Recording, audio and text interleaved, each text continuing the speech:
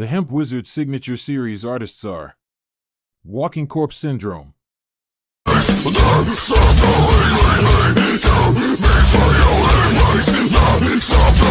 So High,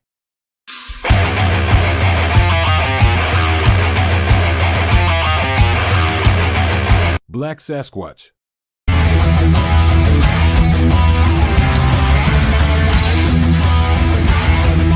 Fester,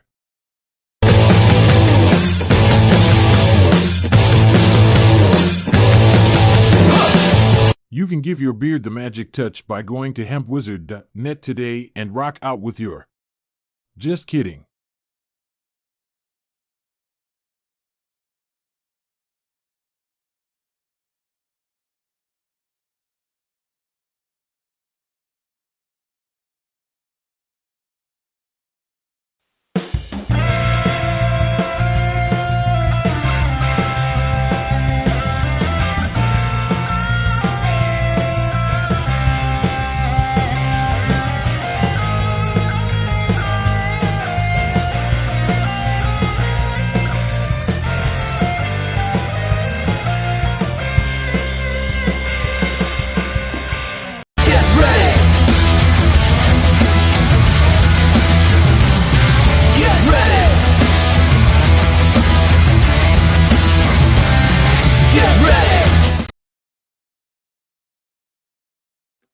And that's my cue to start the show. Welcome to another live edition of the Hard Rocket Sports Show, live from Higher Top Hard Rocket Sports Studios from beautiful scenic Monroe, New Jersey. We are your 3-hour weekly get-together. We bring you all the biggest news from around the worlds of hard rock, heavy metal, and, of course, the wide world of sports. And, guys, welcome to March. Sorry, hold on. I said February.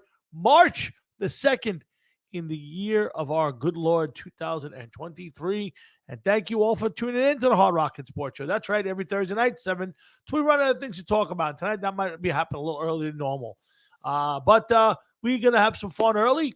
We got lots to get to, lots of good stuff happening in sports, especially if you're a New York sports fan. You know, it's been dead for a long time. There's not been a lot of hope around a lot of these teams. Most seasons, you're just hoping to play meaningful games late in the season. But right now, you know, with the addition of Patrick Kane, the Rangers are a legitimate threat for a Stanley Cup this year. All right. The Devils are playing solid hockey. In fact, they're ahead of the Rangers in the standings right now. And that's what's the Islanders. The Knicks are a real basketball team. I mean, they beat the Celtics the other night. They crushed the Nets. They've won 8 straight. The Knicks are a contender. I don't think they're winning a championship, but the Knicks are a possible East Conference finals team. It's possible. I'm not saying it's going to happen. The Yankees and Mets both, you know, close to, you know, the Mets won 101. Yankees won 98 games last year. You know, they're both going to be in the thick of things. And as unbelievable as it may sound, the Jets and Giants both have upsides. New York sports has finally come back. What does that mean? I'm not real sure. Adam Hines, I'm not sure what it means, but it just means it's better times. There's more things to talk about. You know, we're not you know, you get into February and March and the Rangers and the Knicks are playing for draft seeds. You know, you get into the season and the Yankees have been steady for 25 years, but the Mets haven't. You know, now, you know, and you turn around and you just have the Jets and the Giants with tons of optimism for this year. So listen, if you're a New York sports fan like myself and you kind of like all the sports, and again, I'm not as big into basketball and hockey as I used to, but I still follow my local teams and in the playoffs. It's a good time. So we're got a lot to talk about New York sports tonight. Kiss announced their final shows here at Madison Square Garden in December. We'll get to a little bit of that. We'll talk about what that might mean. Let's see. We'll get to the XFL, rule changes in baseball, possible rule changes in football. We'll talk about some individuals. Giants cutting Kenny Golladay. Is that the worst free agent in Giant history? It might be. Derek Carr and the Jets, excuse me, not the Nets. They're dancing. What's up, Sudsy? Thanks for stopping by, Jason. Appreciate you being a first-time watcher on the Hard Rocket Sports Show. Lots to talk about, plenty to get to when we kick the show off live, and that's what we're doing right now. So stick around all night.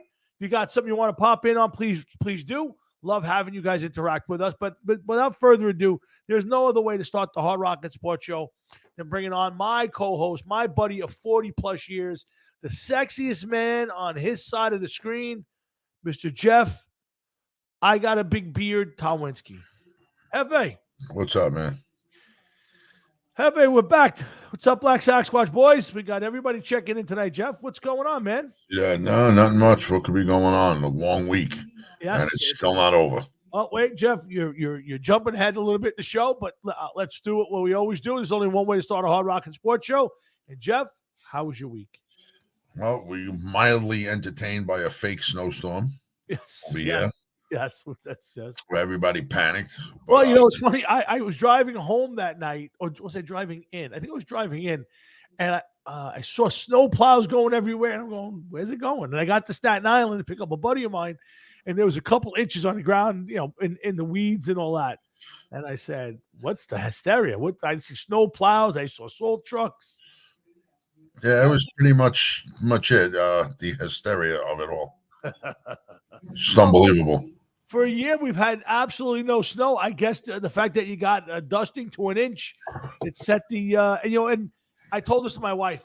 You got to remember that all these different agencies, probably including yours, have a snow budget, and if you don't use it, most of the agencies you lose. It's a $10 million budget this year, and you use $8 next year, you get $8 million.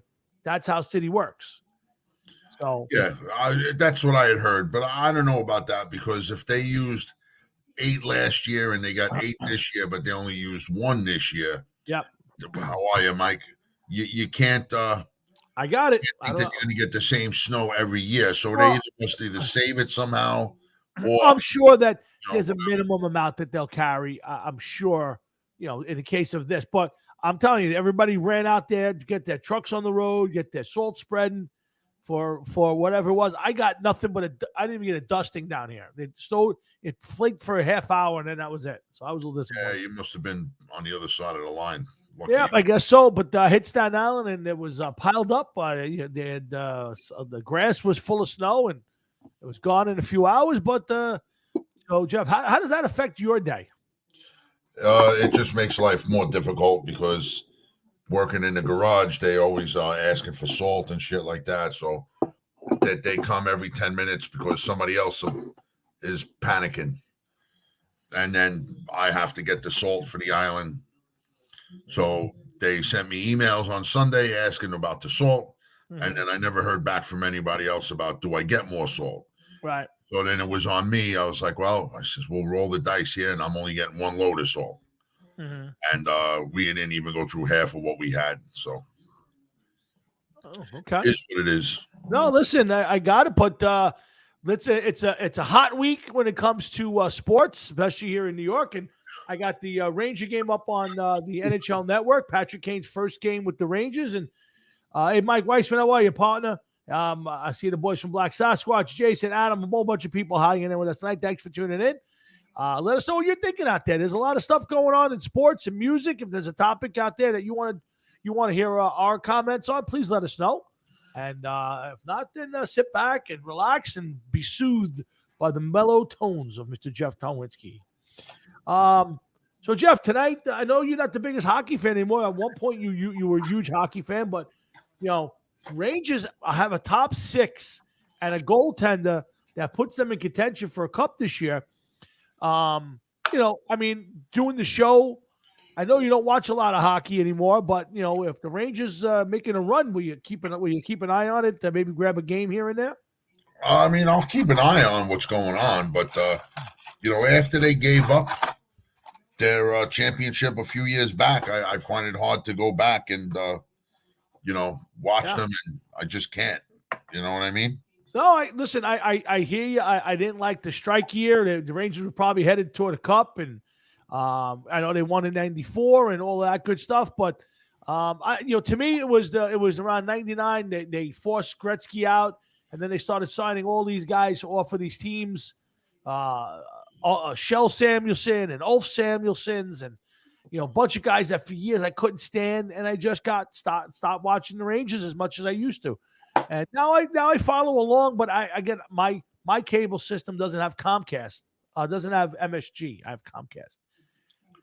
We don't have MSG, so I don't get to watch Rangers and Knick games unless they're on the national broadcast, which tonight they're on the NHL Network, so I'm able to watch. I got it in the background as the Rangers play the Ottawa Senators with Patrick Kane. So we'll see. But it's a big move for the Rangers, Jeff. I mean, it's obviously they're going to go for it.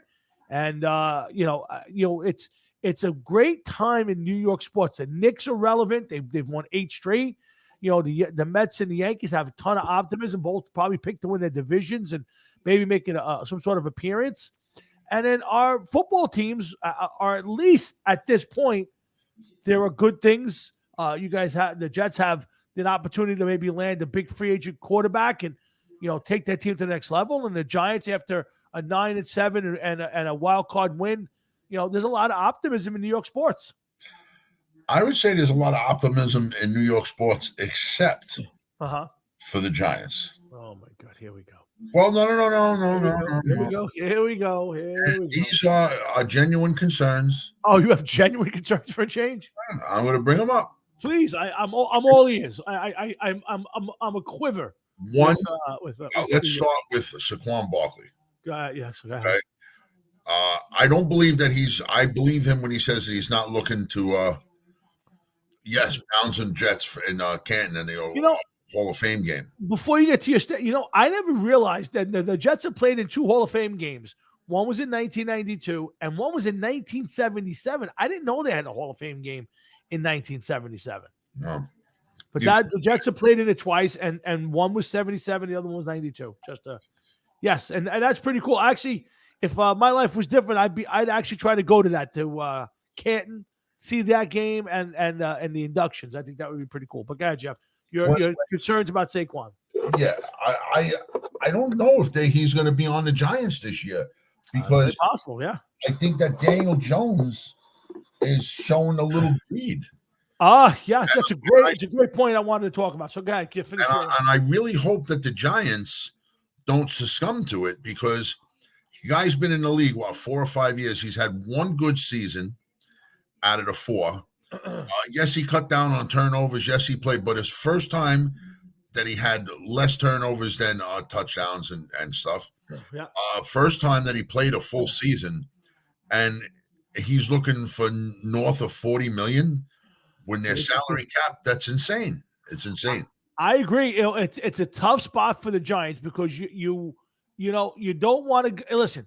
If you're going to pay Derek Carr $35 million or Daniel Jones $40, well, again, I'd rather pay Daniel Jones the $40. I think he's got a better upside. But what you're hoping for Daniel Jones is you want to see him get a 4 or 5 year deal, so he still has another bite at the apple if he plays well enough. Give him the money, but the first 2 years, it's got to be more guaranteed money, and you want to get him in the 20s for the first couple of years, because right now the Giants have over $50 million to spend this year. But if you got to give him 40 or 45, I got to be honest, if I'm the Giants, I'm going to go a different way. I love the kid. I'm a fan, but you cannot play this team. I honestly think that it would be best for both of them this year is to let them tag him. I think I would turn around and tell them, tag me, and then let me get, and I would approach them and say, let me get a second season, let me prove my worth, and then we could talk long-term deal. Well, the problem is that's what might happen. I think March the 7th is the last chance the Giants have to tag him. Tuesday is the last chance. Yeah. So, and if they don't tag him, then what they would have to sign him, right? Right now, well, at that point, I think March 15th or 17th, he would become a free agent and he could sign with anybody. And I do not believe they would get anything for it, so they could just pretty much lose him. Now, I think the worst case scenario right now is that they tag him. They don't want to tag him, because then they have to pay him $32 million unless they have a certain amount of time at that point to sign him to a long-term deal. But then that would mean they can't use Huh? So July 15th or something like that. Something like that. But that means, though, that they've used the tag, and I believe that they would rather use the tag on Barkley because the tag for Barkley is like 10 million, and he was looking for close to 16 million.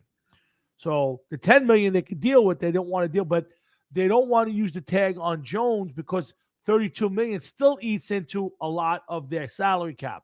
So they're hoping. How much did you say Barkley wants? 16? Well, McCaffrey signed the deal for 16 million. So the Giants had offered 12.9 for 3 years.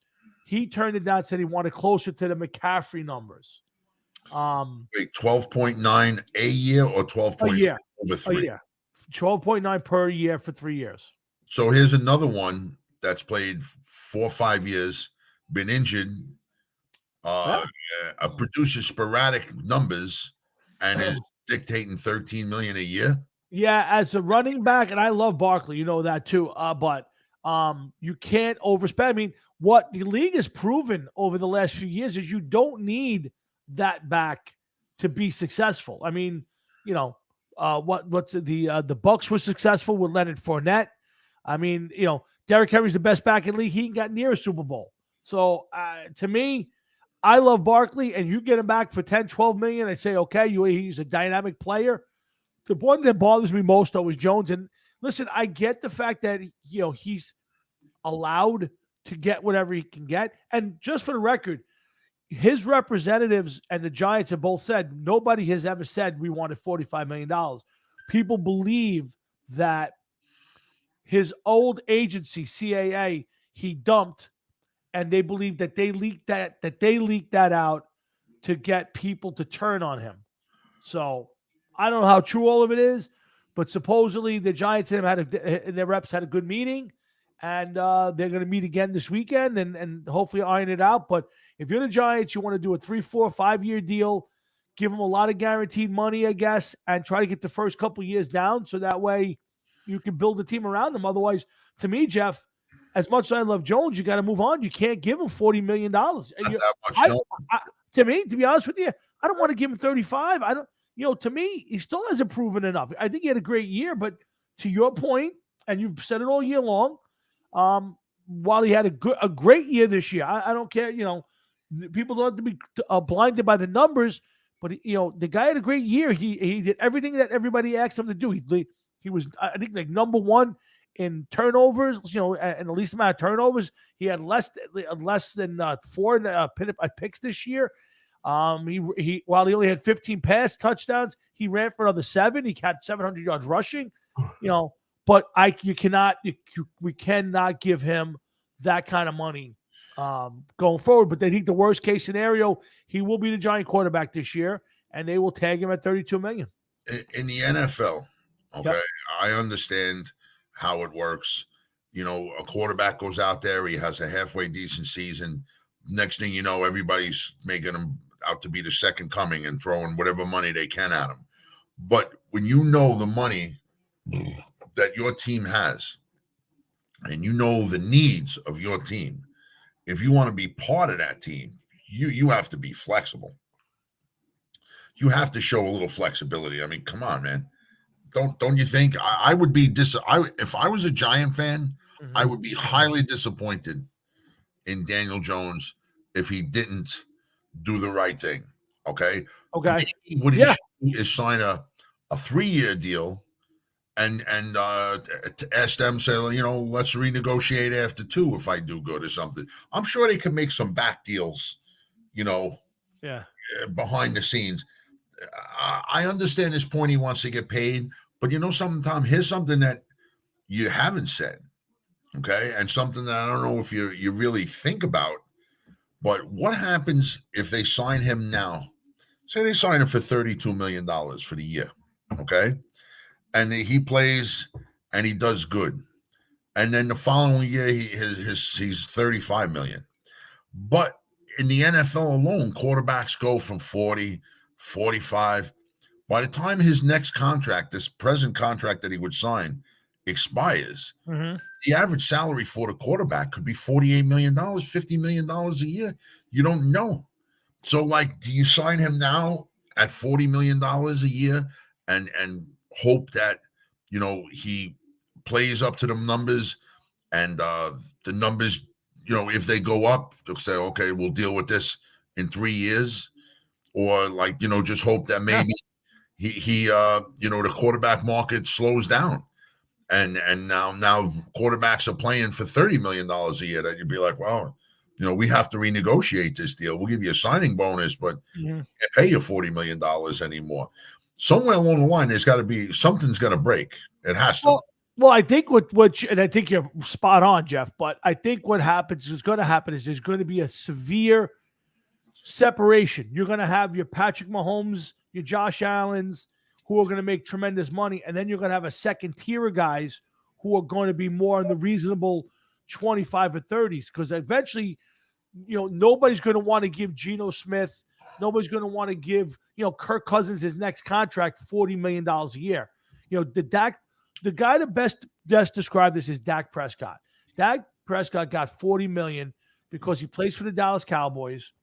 They've had some moderate success during the season, and he's played okay on a really good team. That's a guy who should be well below where he is now. And I think that's going to be the separate. You're going to have your Josh Allens, your Patrick Mahomes, your Joe Burrows. Those kind of guys are going to be in the 40 and higher. But then you're going to have a next set of guys who are sub 30. It has to happen because, these next guys coming around, Geno Smith's looking to get a big contract. Well, Geno Smith is looking to get a big contract, because he's 31, 32 years old. Yeah. How much longer is a player of Geno Smith's caliber going to stay in the NFL? I agree, but that's the rub is like guys like him, and now I'll put Daniel Jones in that category. I like Daniel Jones. I think he's a hell of a ball player, and I think his future is good. But you can't now turn around and hand him $40 million based on that one really good year. And again, I expect it to be better this year, but unless he's surrounded with talent, you'll probably get the same or a little less out of him next year because teams are going to be a little more prepared for him. And if he doesn't have a team, a better team around him, a better offensive line, and much better receivers, we're not going to take another step forward. And if you spend all the money on him, and I'm a little surprised by it, I have to be honest. I know that everybody's going to get every dollar they can. The union's going to push him to get every dollar he can. I think in the end, he's hurting his future. And his let's totally talk legacy, but let's just say it's going to hurt his future. And thanks, Tom. I think the Jets are leaning toward Carr too. I got to be honest with you. I think you're right on that. We'll get to that. Tom is 100% right. I don't know if they're leaning towards Carr, but he's leaning towards Carr. Tom is. But I got to be honest with you. I don't want to see Aaron Rodgers come to the Jets. Aaron Rodgers comes to the Jets. We've had the last 2 or 3 seasons with Aaron Rodgers where he doesn't know what he's going to do. Yep. And he holds the team hostage. And it hurts their plans and everything. Yeah. So if I was the Packers, I would turn around and just tell them, say, listen, you got to let us know this is it. There's a hard line. If you cross it, we cut you. That's it. Okay? Problem is if they cut him, they're on the hook for his money because he's not as guaranteed. Whatever. I hear that, but so he's holding all the cards right now. He's just being a dick about it. You can't let him do this every year. No, I got it, but that's the contract they gave him. Jets. Is he coming to make his money, or is he coming here because he wants to play? That's one thing. Yeah. Second, even if he does come here, you already seen the last 2 years what he does to his team in Green Bay. He's going to get to the Jets. And even if he plays this year and next year, and he plays at a high caliber, okay, I don't think that he's the quarterback to get that team over the hump and into the Super Bowl. And you're going to be dealing with the same issue again in 2 or 3 years. I agree. Listen, I think you have a longer term future with Carr than you would with him. But I'm not. If I was a Jets, just for the reason you said, Jeff, every year, is he coming back? Is he not coming back? At least with Carr, you get this. Now again, I don't think Carr's the greatest quarterback, but of the, if you're going down the list of, Rodgers, Carr, maybe Garoppolo, because who knows at this point. Geno Smith, Daniel Jones. To me, Tannehill's. I've heard them talk that Tannehill might be an option. Dude, I saw someplace where they had the Jets linked to Geno Smith. as a possible free. I Like, saw you the gotta same. be kidding Yeah. me. That can't happen. But again, a lot of this is to scare guys like Carr into signing quicker. See, I think a guy like Carr and even Rodgers, they want to avoid New York because it's the stress of dealing with the media every week, and the drive time radio in New York and all of that. I think those kind of guys, if they had better situations, other places for the same money, like I still believe that Derek Carr wants to go play for Frank Reich in Carolina. All right. Aaron Rodgers, I don't know what he wants. I don't know if I'd want to play figure that one. Huh? If I was an NFL quarterback, NFL player, period, I don't think that has enough money to make me want to go play in Carolina. I don't. You know what? You don't have a chance to win. You got more of a chance to win in New York. I'm not disagreeing. I think the Jets have the makings of a really good team. Their defense, if it can be improved for next year a little bit, there's some tweaks you can make there. I think offensively, I mean, their receiving core took a big step. I think they still need, a much more proven tight end, and they need to fix the offensive line. But I agree with you. If I was those guys, and you want a chance to win a Super Bowl and make the money, come to New York. You win the Super Bowl for the Jets. You write your ticket the rest of your career. I don't care what you do. Yeah, of course.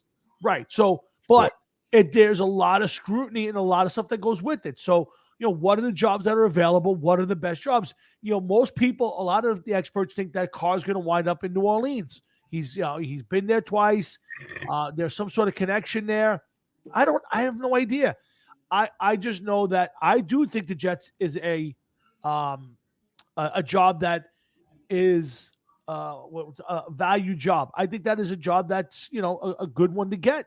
But again, does Aaron Rodgers, with all the bullshit he puts up with in Green Bay, do you think he wants to come to New York and put up with that? I'm not so sure. He causes his own bullshit in Green Bay, bro. Come on. Yeah. Again, I think both of those kind of guys can win a Super Bowl in New York, because I think if you took the Jets from last year and they were above average with two really below average quarterbacks, Jeff. So I think either one of those two guys will be a significant upgrade. And I think either one of them vaults the Jets to the top 2 or 3 in the league. I still think they're behind Cincinnati. I still think they might be behind the Chiefs, but they're right. That next wave is going to be the Jets in there with the right quarterback. Yeah, I find, as a Jet fan, I just find it hard to stay behind them and to believe in them. I just really do, man. I really do. I get it. And you know what? Rightfully so. But, there's only so much power. See, I think the problem becomes if Rodgers stays where he goes, or he picks to go to, say, Vegas, which I really believe that's where he wants to go. If he goes there and Carr goes to Carolina, now you got a problem. Because I've already heard they're glowing about the work that Zach Wilson's done, and they want to bring back Mike White no matter what happens. Okay, to be the third quarterback at the very least, if not the second quarterback. I never see anything about them bringing back Mike White. Yeah, sure. I heard it today on the Fan, had it on 2 different shows, that Saleh came out. Was it Saleh or Douglas? One of them, I think Saleh came out and said, well, yeah, of course we want Mike White back, but is anybody else out there going to give him, a deal? Like, if I don't throw a team out there, if the Houston Texans don't draft a quarterback and they go, all right, we're going to go for a veteran guy in the league, we'll give, Mike White $8 million. I don't know if they'd be able to keep Mike White and sign, Derek Carr or Aaron Rodgers. So, but they would like to bring him back. So we'll see. But, again, the problem becomes if those 2 top guys bail out and go other places, or don't leave, Rodgers doesn't leave Green Bay, the Jets are in a little bit of trouble, because I don't think the fans want to go into the season with Zach Wilson. That's for sure. I don't think they're going to go into the season with Zach Wilson. I don't think that Zach Wilson is going to be on the Jets for 2023. I don't care what anybody says. And the reason I say that is because they've drafted well the last couple of years. Yep. Building a team. And I think if they turn around and they say, well, we're going to see what we can get for Zach Wilson now, people aren't going to believe in him and going to think that, well, they lost with Zach Wilson, whatever. They also could be hyping him up just for that one case that there's going to be somebody else that's going to be looking for a quarterback. Okay, whoever it may be, you never know who it is. Then they're going to be like, this kid hasn't done dick. Why do the Jets want him? Why do they want to keep him? They're not starting him, but they want to keep him. Why? Yeah. He's taking a roster spot. It could be something that they're just holding on to him for now. But I really think that during the preseason or whatever, something's gonna happen. I just don't see him being on the Jets. I don't get the point. If you sign Derek Carr to a 3-year deal, what's the sense of keeping Zach Wilson? No, I think that's fine. But I think if you don't keep Zach, if you don't get that Derek Carr, if you don't get Aaron Rodgers, and you wind up with say with Tannehill, or somebody of that ilk, then holding on to Zach Wilson in the hope that maybe he finds it. I don't see it. I watched the kid play. I watched his highlight film from college. I don't see the guy has what it takes to be an NFL quarterback. I just don't see it. But the Jets saw something. You got to remember, it's kind of an embarrassing thing. They hyped the kid up. They took him at number 2. To give up on him at this point, they may want to stick with him and see what shakes out. Maybe year 3 or year 4, it breaks, Jeff. But I'm with you. If you sign a Carr, who's probably going to be your quarterback the next 4 or 5 years, I think at that point he's off the roster. But if you go for a Geno Smith or a Tannehill type for a year or so, they may hold on to him. Here's the thing, though, Tom. You got to ask yourself this question. Okay, Yep. If you're getting a Derek Carr, Zach Wilson could possibly learn from him. Sure. If you get Aaron Rodgers, he can learn from him. Oh, absolutely. Okay. If Zach Wilson was to go, let's just say in a trade or a free agent or cut, signs with Kansas City as a backup, signs with Los Angeles Chargers as a backup. I don't think he would get a chance to start now. The only place I could ever see him starting may be like a team like Carolina that just has a revolving door at quarterback. They're trying to sign Sam Darnold again. I know. Well, I just read the paper. They're trying to sign Darnold to another contract. They got to stop it sooner or later somehow. Yeah. He's probably lesser of all the evils that are out there. But if you could get him on a team with somebody that he could learn from, that's one thing. Zach Wilson isn't going to learn from a Ryan Tannehill for a year or two. It's just not going to happen. No. He's too much of an average quarterback. I would say that there would be even more of a reason to get rid of him. Well, I just don't see it. I agree. I think if you signed Rodgers, and the question becomes, how long do you wait for Rodgers to make the decision? Like, I don't know if he's on a time frame. Like, I think at this point he can decide whenever he feels like it. He's under contract from the Green Bay Packers. If you're the Jets, how long do you wait? I mean, you can't approach him. He's under contract. So unless I know that's the sad part too, because he knows it. Yeah, and he's holding up even Carr has to be thinking to himself, like, what the fuck is the matter with this guy? Yeah, because nobody wants to make the move until they know what everybody's doing.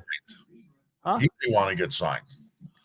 Carr. Yeah. I mean, Carr wants to make a decision, but if your teams like the Jets, if your teams like Carolina or the Raiders, everybody's waiting to make a decision because they want to know who's in the game and who's not. So, again, Aaron Rodgers is under no obligation. He's got a contract. He's going to get paid almost $60 million by the Green Bay Packers this year. He could say, I want to go back to Green Bay, and they're stuck with him, or they're going to have to, like you said, cut him and eat it. I don't know how that would work for them. I would think if he says, I want to come back, he'll go back there and they'll have to accept it for another year.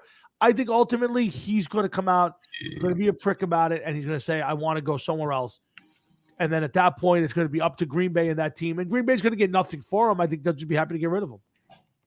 I know I would be happy to get rid of him. I think anybody would. But for your whole point, if you're a Jet fan, you can't really want the guy. While I think for 1 year it would be very exciting, what's he going to play another 2 years?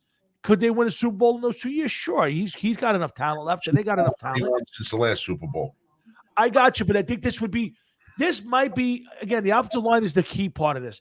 But, having those receivers, a healthy Bryce Hall, would give him probably the best weapons he's had, and easily the best defense he's played with, in a long time. So while I agree with you, he is not one in a while up there. He has also not really had that team anymore in a long time. It's been on his back. I think now it would be less on his back, and he would be more of a complimentary piece. Yeah, but you know what, Tom? We've seen Tom Brady. We might not know what Tom Brady was actually thinking for another couple of years that he quit, that he retired. Maybe he just said, my arm felt like it was going to fall off. I couldn't do it. Drew Brees hit 40 years old. He quit. Yeah. Phil Rivers was around 40. He quit. Ben Roethlisberger, Eli Manning. These are guys that were approaching 40, close to 40, and just couldn't get over the hump. Tom Brady has been the only one to continuously play past 40 at a high level. Okay. I'm just thinking also, and I can't believe that like the Jets are waiting on this guy like this. That I'm not saying to run out and go get Carr. Don't get me wrong. Maybe Carr can't do anything. Yeah. Talk to who knows. But I know that I would not want to waste my time and effort waiting for fucking what's his face? Aaron Rodgers. And I mean, if me and you who do an amateur sports show once a week are sitting here saying it, I mean, don't these other people realize, like, okay, so you're basically gonna take a gamble for 1 year and hope that maybe, because who knows, maybe next year he's just like, I don't want to play, or I don't want to play here, or I'm gonna, do this till the middle of May, and then I still don't know. I don't know. I'm gonna need him a little bit more time. Yeah, he's fucking up everything. I would not want that. There's no reason for that. I couldn't agree with you more, Jeff. And again, Hard Rocket Sports, Jeff and Tom here. We're cruising into the 7:30 hour. Thanks for tuning in. We got a lot more to get to. I see my dad's popped up, and he's been off for a week or so. So let's get my dad on, and we'll get back to the Jets. We'll get back to the Giants, and a lot more. We'll get to some Kiss talk. The final concerts have been announced, and we got lots to get to tonight. So stick around. NFL rules, possible NFL new rules, some baseball new rules. And along with, I want to talk to Jeff about picking and finger picking on the base. So I want to get a little conversation. But let's get my dad on, see what he's got to say. What's up, Pop? Hey, up, guys? How you doing? I had trouble getting on, Tommy. Again? Yeah, no, but it wasn't. When I see you over the weekend, I'll show you. It was a pain in the neck. But Jeff, I agree with what you're saying. But if I'm Carr, I'm holding out as long as possible. It's very possible Carr's waiting to see what Rodgers is doing. Because if Rodgers says he's staying with Green Bay, now Carr just went up a lot of money. Yeah, but you know what? You're right, 100% right. He's going to go up a ton of money, but he's also could just sit around and wait and say that my bottom line is $35 million. And then if nobody gets to him, he's the one in control. But now drop it to $30 million. But if Rodgers says no, but if Rodgers says I'm staying, I haven't decided yet. Every time he waits, that price from 35 goes up, goes up, goes up. And then if Rodgers turns around and says I'm staying with Green Bay, that 35 million could go to 40, 45 million. I think there's a ceiling for Carr. I don't know. Nobody has said if there is, and they may be negotiating. They may already have something going for them to wait this long. Nobody's going to say that they think that there's a ceiling for Carr, because now if you give him a ceiling, it may be higher. He may say, well, I'm going to be lucky if I get 33 million. And then you say, well, his ceiling could be 42 million, 44 million. You don't want to give him a ceiling. You know what I mean? I think this is a chess match. And I think everybody's pulling bluffs. And I think because Carr, he can't be as arrogant, because he reminds me of the guy that played with the Nets. What was his name? The one that just left, not Kate, whatever. Kyrie the other Irving. Guy. Irving, yeah. Where these guys think they're above everybody. Not him, though. Who was the other one? Kevin Durant? Not Durant, the other guy. Kyrie Irving. Is that the guy that talked down to everybody? Yeah, Kyrie Irving. Yeah. Yes. Well, Rodgers reminds me. He reminds me that either he thinks everybody's stupider than he is, or he's smarter than everybody. Oh, because to sit in the room for 4 days, even though he only made 2 in diapers. Come on, there's got to be something wrong with you. Wait, I didn't hear that. Are you serious? He was Yeah, wearing. he I'm sat in a room serious. in a dark room for 4 days, taking this stuff that makes him throw up and poop And sitting all in this. diapers. He couldn't even Yeah. leave the room. Yeah, it was 4 days locked in a room in the dark. Yeah, he does it every What do you year think on about that, Thursday. Jeff? Wait, he paid so that they Yes. strap a diaper Yeah. on. Shit himself? Yes. Yeah. Well, we could have You just never heard that? for a little bit and done that. Jeff, you could took him to White Castles with you for that. What's that? You could took him to White Castles for that. Yeah, really. I would have Saved him paid. a lot of money. I got some food I can let. But I'm telling you, what happens, these guys get so wrapped up into what they're doing that they actually believe that they're geniuses. And I mean, Irving was the same way. He didn't need this, he didn't need that. When he talked to you, he talked down to you. And this is what Rodgers is doing. And if you listen, you know what you're doing now. If you don't know by now, I don't want you. And so something's got to be. There's more to this than what's they're telling everybody. Jesus. I'm so shocked that this guy actually paid money to sit there and crap himself. Yes, that's exactly what he That's did. the other, but I thought he only made 2 days. He was supposed to go for 4. I don't know if he finished it or not. No, I he know didn't. He said he's They out, so said I he- don't know. I heard it on TV. He didn't finish it. He only stood 2 days. I guess he couldn't change his diapers. I don't know. I guess I don't know. I don't understand that. Yeah. How That was- he was- empty is this room that he's sitting in? Like, is there a They drain? said it was totally black. All you could do, I don't know how big it was, but they said you couldn't even see your hand in front of your face. And he wanted to talk to himself. I don't know. I don't know. It's a whole. Because they asked him, how do you go to the bathroom? Is there a bathroom there? He said, no, that he wears diapers. I said, no, you can't be doing that. That's a little. Yeah, the guy's got a lot of money. Guess he can do anything he wants. I guess. Yeah, I guess so. Christ. Guess he can do whatever he Other wants. than that, I think Carr's going to wind up with the Jets. I do too. I really do believe that that's probably the way that this is going to go. I would be surprised if it doesn't. Tom, I got to go in here. Good. Real quick, I got to take care of something. My wife just. Okay. I'll be right back. You got it. All right, Pop. Hey, Pop, you watch any spring training baseball so far? What do you have any early? Yeah, thoughts? I watch it. I try not to get too involved. The only thing I'm trying to look at is the new rules that they got in effect. Well, the only real big changes right now. The clock. The clock, I think, has been the biggest. Obviously, they have a little bit of a bigger base.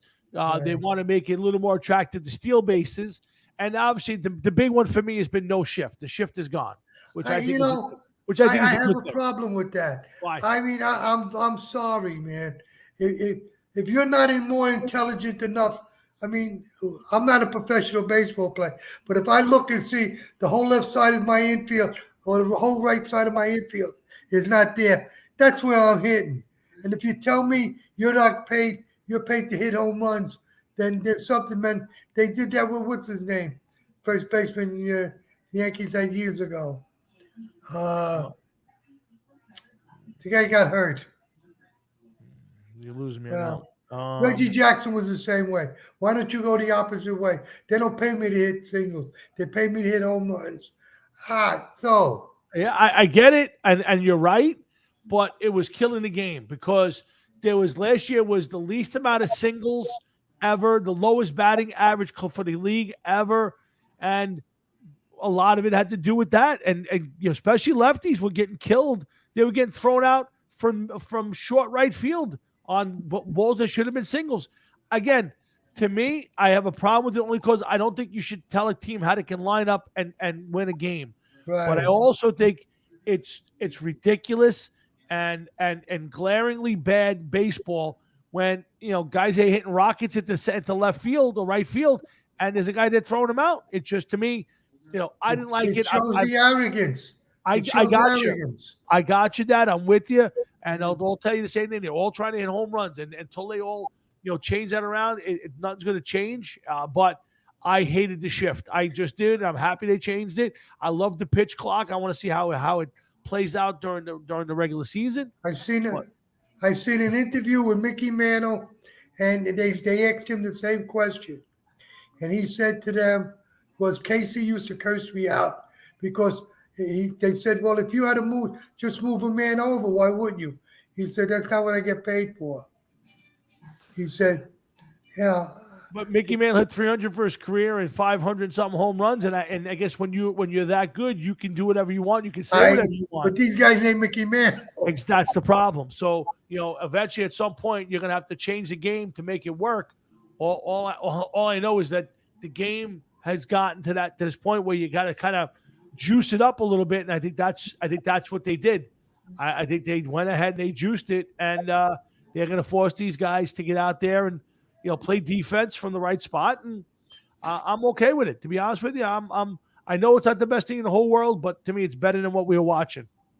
Yeah, well, when you're watching 4.5 hour games, it's kind of boring. I agree, and again, I love baseball, but there's they showed. They put up a timeline. Now, keep in mind, granted, one of the games was a spring training baseball game. The other one was a playoff baseball game from last year. And what they showed was the guy pitching now, the spring training game, they got 3 outs and ended a half of an inning before the guy got 1 out in the playoff baseball game. I agree, yeah. So what they were showing you was the propensity for these guys to take forever to get an out. And I am all for, there's no reason to step out of the box after every pitch. There's no reason to step off the mound and walk around for 5 minutes. There's no reason to shake the catcher off 5 times. I am all for this. I think this is good for baseball. Guys will get used to it, and it'll be fine and won't even be noticeable. But I think you're going to see a significant drop in the time that it takes to play a game. And you know what? I think it also makes it better for people to go. If you know that you're going to go to a baseball game at 7 and get out of there by 9:30 and you're home at 10:30, 11 o'clock, I think people will do it. But I think people go for a 7 o'clock game, get out of there 10:30, 11 o'clock, and then get home after midnight. I think it keeps people from going to games and watching them. I agree. Well, see what happened. Game, but it was the only game other than golf that didn't have a clock. Right. It's a team sport with no clock. Yes. And they're taking baseball and they're changing the game around so much that it's not baseball no more. I'm sorry, man. The thing that separated the American League and National League, the designated hitter, it's now universal. There's a designated hitter. I think that ruined it. Putting a runner on second base when you go into extra innings, I don't like that. That's you might as well have a punt, pass, and kick competition after 9 innings to see who wins. Yeah, it's the point of old time baseball. There's too much tradition and law in baseball to change it as radically as they have. I agree with you to that, and I agree with Tommy saying it's right. But the baseball players themselves ruined it because you had the opportunity and they all want to be 300 to hit 400, 500 home runs. You got the whole left side of the infield or the right field open, and instead of if you did that a couple of times, they can't play you no more. But these guys are so arrogant that they feel, well, the hell with you. They said they would rather the ball players strike out than go for a single. Now, what the hell kind of baseball is that? Yeah. Years ago, if you got 200 strikeouts in a year, it was an embarrassment. Today, it doesn't mean nothing. Of course, otherwise you can hit into a double play. You can do this. What are you going to do? All right, Tom, I'm going to let you go. I want to see you over the weekend, probably. I know, I'll see you over the weekend for sure. Jeff, you take care. Say hello to everybody. I will. Be good, Mr. Florio. You too now. Take care. Okay, so again, that's with Jeff and Tom hanging out here for the Hard Rocket Sports Show, and we appreciate you guys all tuning in. We'll continue on. Reiterate on something your dad said. Sure, go ahead. All players wanting to hit home runs. Yep. People live through certain other people, whether they're celebrities, sports figures, whatever they are. Right. Okay, people like to have an imagination and what would it be like to be a quarterback on an NFL team and lead a winning drive. or to be a baseball player and hit a home run. Because whenever we played baseball when we were kids, okay, the only time that you hit a home run is when the outfielder couldn't catch up to the ball. You didn't put it over a fence. Very rarely did a kid ever put it over the fence. And not many people, if anybody, nowadays is going to be hitting the ball 450, 500 feet and putting it over a fence Right. to get a home run. So it's one of the few things that people cannot do. Right. You could drag race your car at Englishtown. You could fly a plane. You could play softball and baseball in little leagues and in ball leagues and stuff, but you'll never get the chance to really hit a major league home run. And that's why one reason I think that people want to see it so bad, you know, and I understand all the time when we talk and you're like, well, if you, you know, a good game could be 1-0. And yes, it could be a great game. Yep. Nobody wants to see that. That's not selling anything. I agree. Today's day and age does not. Yeah. I mean, listen, if that was the case, the Rangers wouldn't have signed Patrick Keane. They would have went for a goalie that has like a 0.98 goals against and you know, and a bunch of defensemen that were going to pound the shit out of the other team, that they would be winning games 1-0 all season long and shutting people out. But nobody wants to see that. That's not what people are want. You know, they don't want that. You know, I got you. Yeah, sure. So. No, I agree. I don't know. I think you do to change the game to make it better. I think it's fine. You're right. People don't want to see a 1-0 game, and I think by eliminating the shift, making bigger bases, I think the stealing of a base is one of the most exciting plays in baseball. I think that throwing a runner out at home plate, the play at the plate. I mean, those are exciting plays, and they're stuff that used to take over games. Guys used to steal bases. You know, I mean, you know, it's a lost art, and I think anything you can to improve the game. Jeff, I told my dad, I don't know if you heard it, but last year it was the least amount of singles in a baseball season ever, the lowest collective batting average in baseball in ever, or in a very long time. And I think they had to make these adjustments, and I think the adjustment that made with the pitch clock, I think is going to be big. I think the casual sports fan does not watch a lot of baseball because it takes too long, and the game just moves very slowly. It's definitely a time investment, without a doubt. But you know what? If you're a baseball fan, you're going to sit and watch the game, whether it's 2 hours or 4 hours. Yeah. You know what I mean? That's all there is to that. Yeah. That is true. So again, I don't know if it'll make a big deal. I obviously I don't know how much you pay attention to the shifts and of the day-to-day baseball. I know you don't watch a lot of day-to-day baseball, but I think the subtle changes should make a difference this year. You're right. I'm not a big fan of the ghost runner on second base. I think that's a gimmick. Now, I am a fan of that if you did it like you got to like the 15th inning and the game's just not ending. I think that's a spot where you go, all right, it's time to put somebody out there and try to end this thing. But, to me, in the 10th, 11th inning, no, we shouldn't have a ghost runner out there. At that point, that to me is almost an embarrassment. I think it's too much of a change to the game of baseball. I really do. I really don't think that you want that kind of change in baseball. Right. Yeah. I could see, I could live with the what do you call it? The designated hitter. Right. Well, I'm not a big fan of it. I wish that they kept the DH, didn't have the DH in right. the National League. It's what made it two different leagues. Mm-hmm. You might as well just, call it Major American National and just make a playoff tree or something, Right, right. It takes the whole thing away. No, I agree. Couldn't agree more. I couldn't agree more with you. Like here, look at see how they did the league for the spring training, Cactus League, Grapefruit League. Yeah. Well, I'll do something like that. Mix it up. Maybe every year switch it up. I mean, that sounds stupid enough to try. Switch up all the teams. Maybe this year the Jets, the Mets and the Yankees are in the same division. Who the fuck knows? I don't know. Yeah, I don't know. I don't know either. I don't know.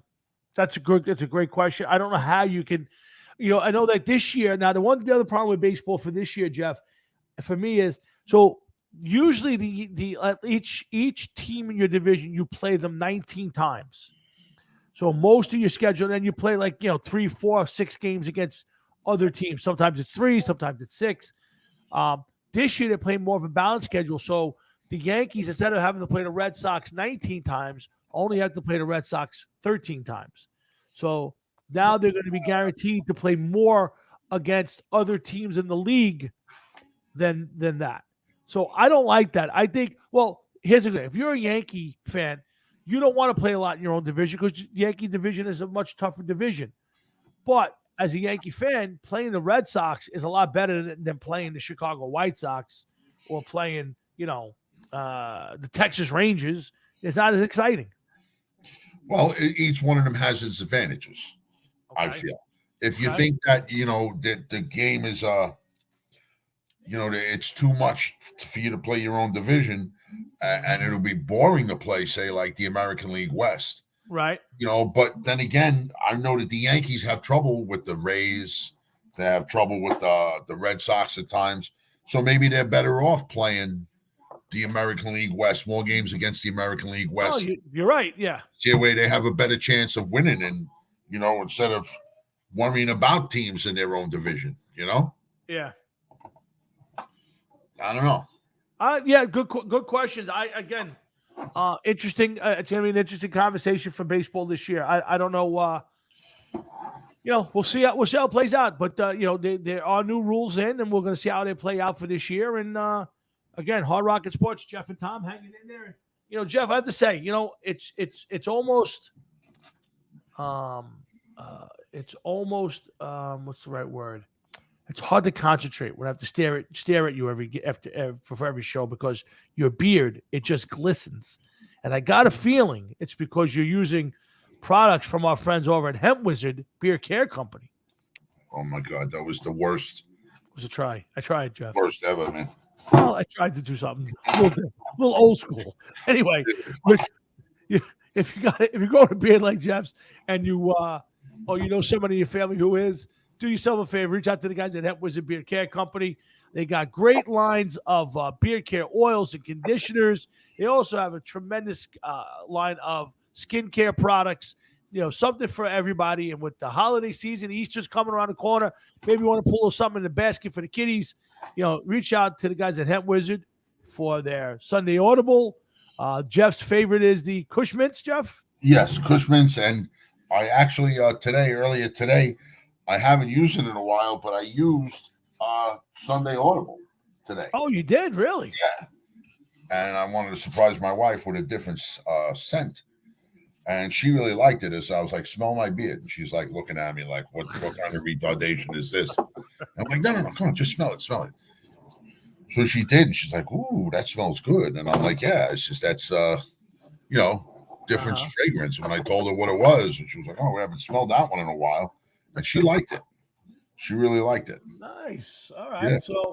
So yeah, I mean, guys, no joke, we kid and all that, but do yourself a favor if you're looking to pick up a gift for the bearded one in your family, or maybe somebody starting out their future beard that's going to look like Jeff, or again, even if it's just to get their skincare products, do yourself a favor. HempWizard.net is the place to go. Joe Casano, Mike Weissman, two of the very best people I have never met before to help out, and they do great stuff for the community. So I'm asking you guys, do yourself a favor, support them, support the whole pit, and of course, reach out to those guys to really nice guys, man. Really good guys. Absolutely. Mike, and he comes on. He supports the show every week. Great guy, man. We haven't seen Joe on in a while. Yeah, we haven't seen Joe in a while. That's right. I haven't seen Joe online in a while. That's the weird part. Also, I think he deactivated his. Oh, really? Yeah. Yeah, I believe so. Okay, that's odd for a guy whose business is, kind of part of that. I would think that's. Well, listen, not everybody needs Facebook to be successful. Very true.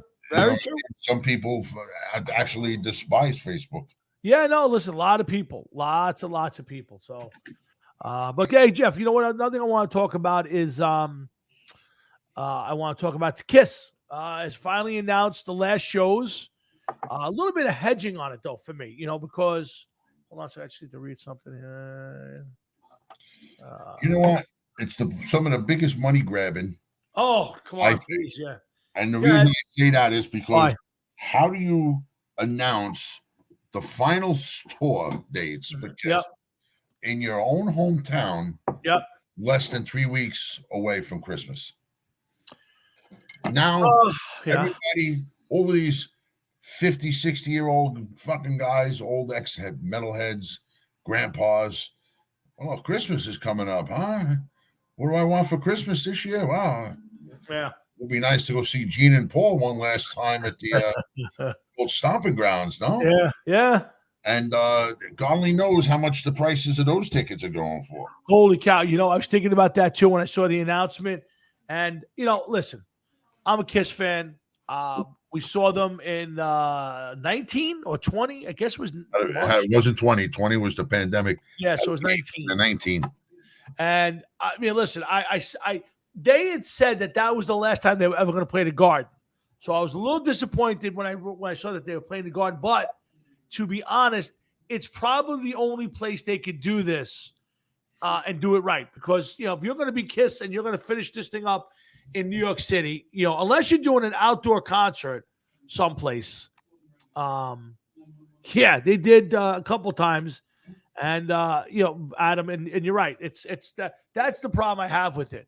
But as a huge Kiss fan, as a guy who has every Kiss album ever made, who watched Kiss, been a Kiss fan since 1975, I got to go. I'm going to go to one of those shows. Hopefully it's the last one at the Garden, and I'm going to be part of it. But you're right, Jeff. I think it's an odd time to be doing it. To be honest, if you want to really do it right, New Year's Eve, last Kiss show at the Garden, New Year's Eve. Not Christmas Eve, New Year's Eve.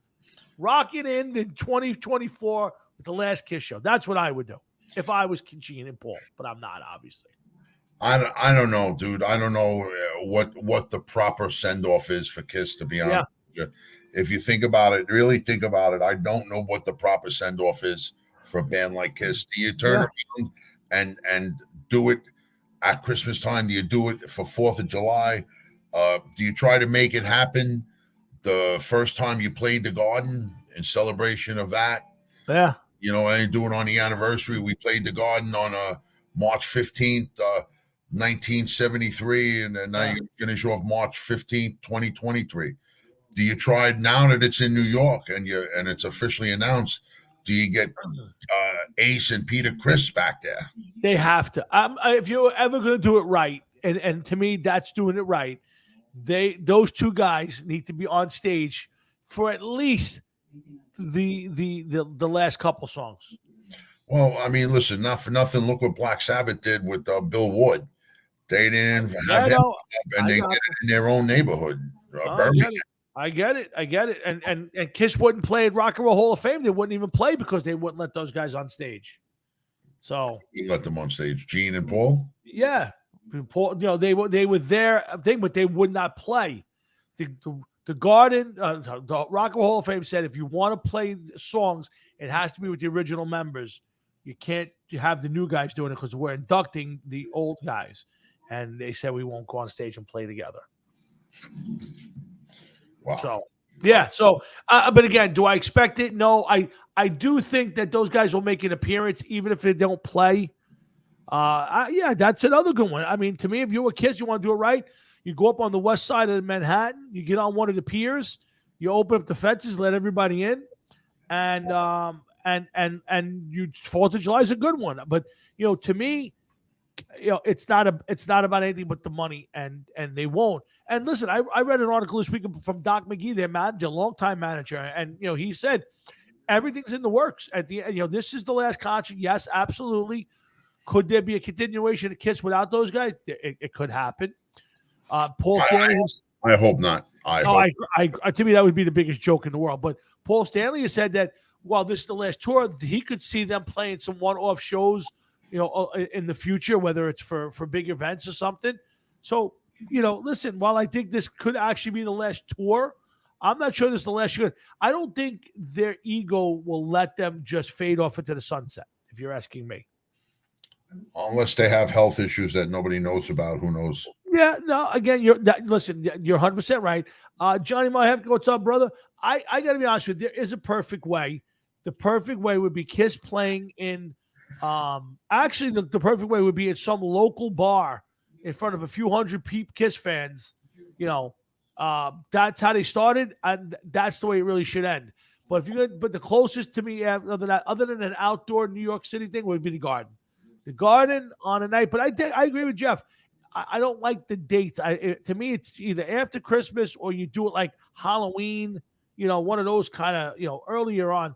But to drag it out that far and to do it 3 weeks before Christmas, I'm not a huge fan of it. But listen, I'm going to probably be there. I'm one way or the other. I got to try to find a way to get in.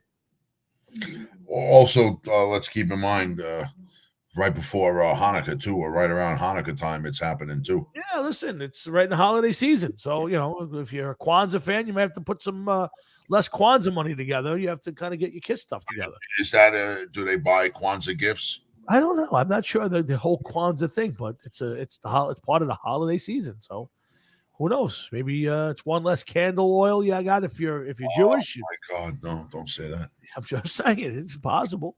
But I will have to be there. The last Kiss song ever played on a tour by this band, is it Detroit Rock City? Is it Rock and Roll All Night? Rock and Roll All Night. Isn't that their shout it out loud?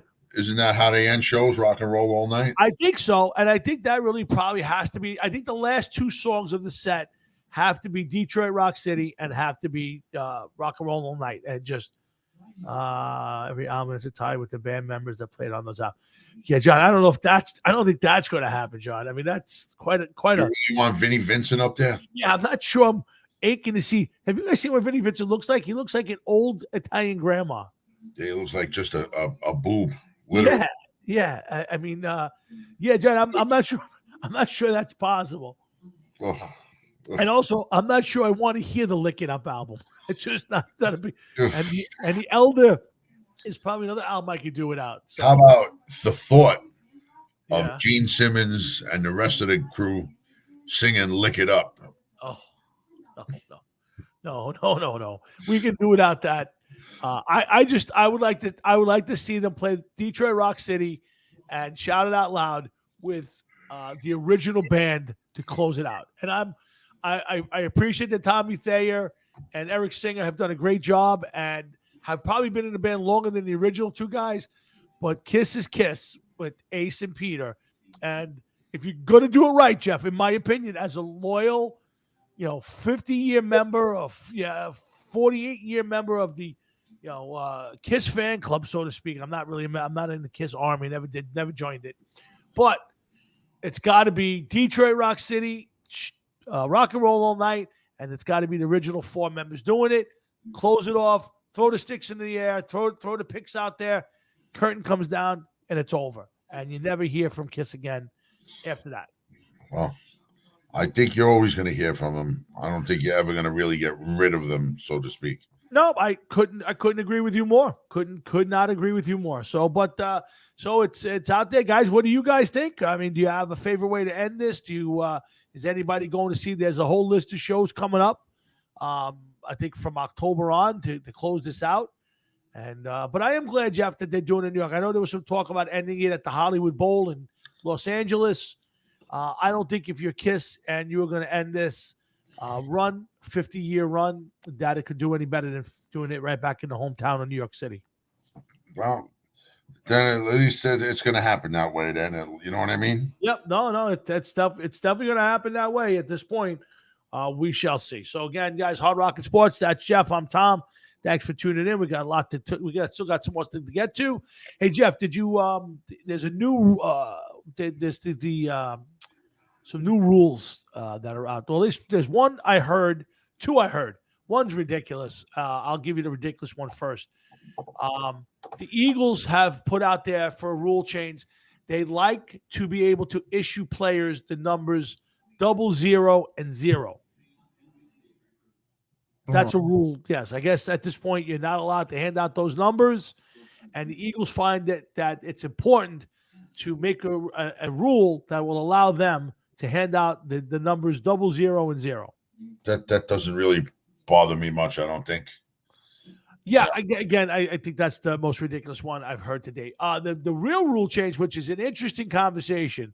Although I will say, I'm sorry, I will say that after thinking about it and seeing it happen for a season or two, I'm not very crazy about the new number assignments.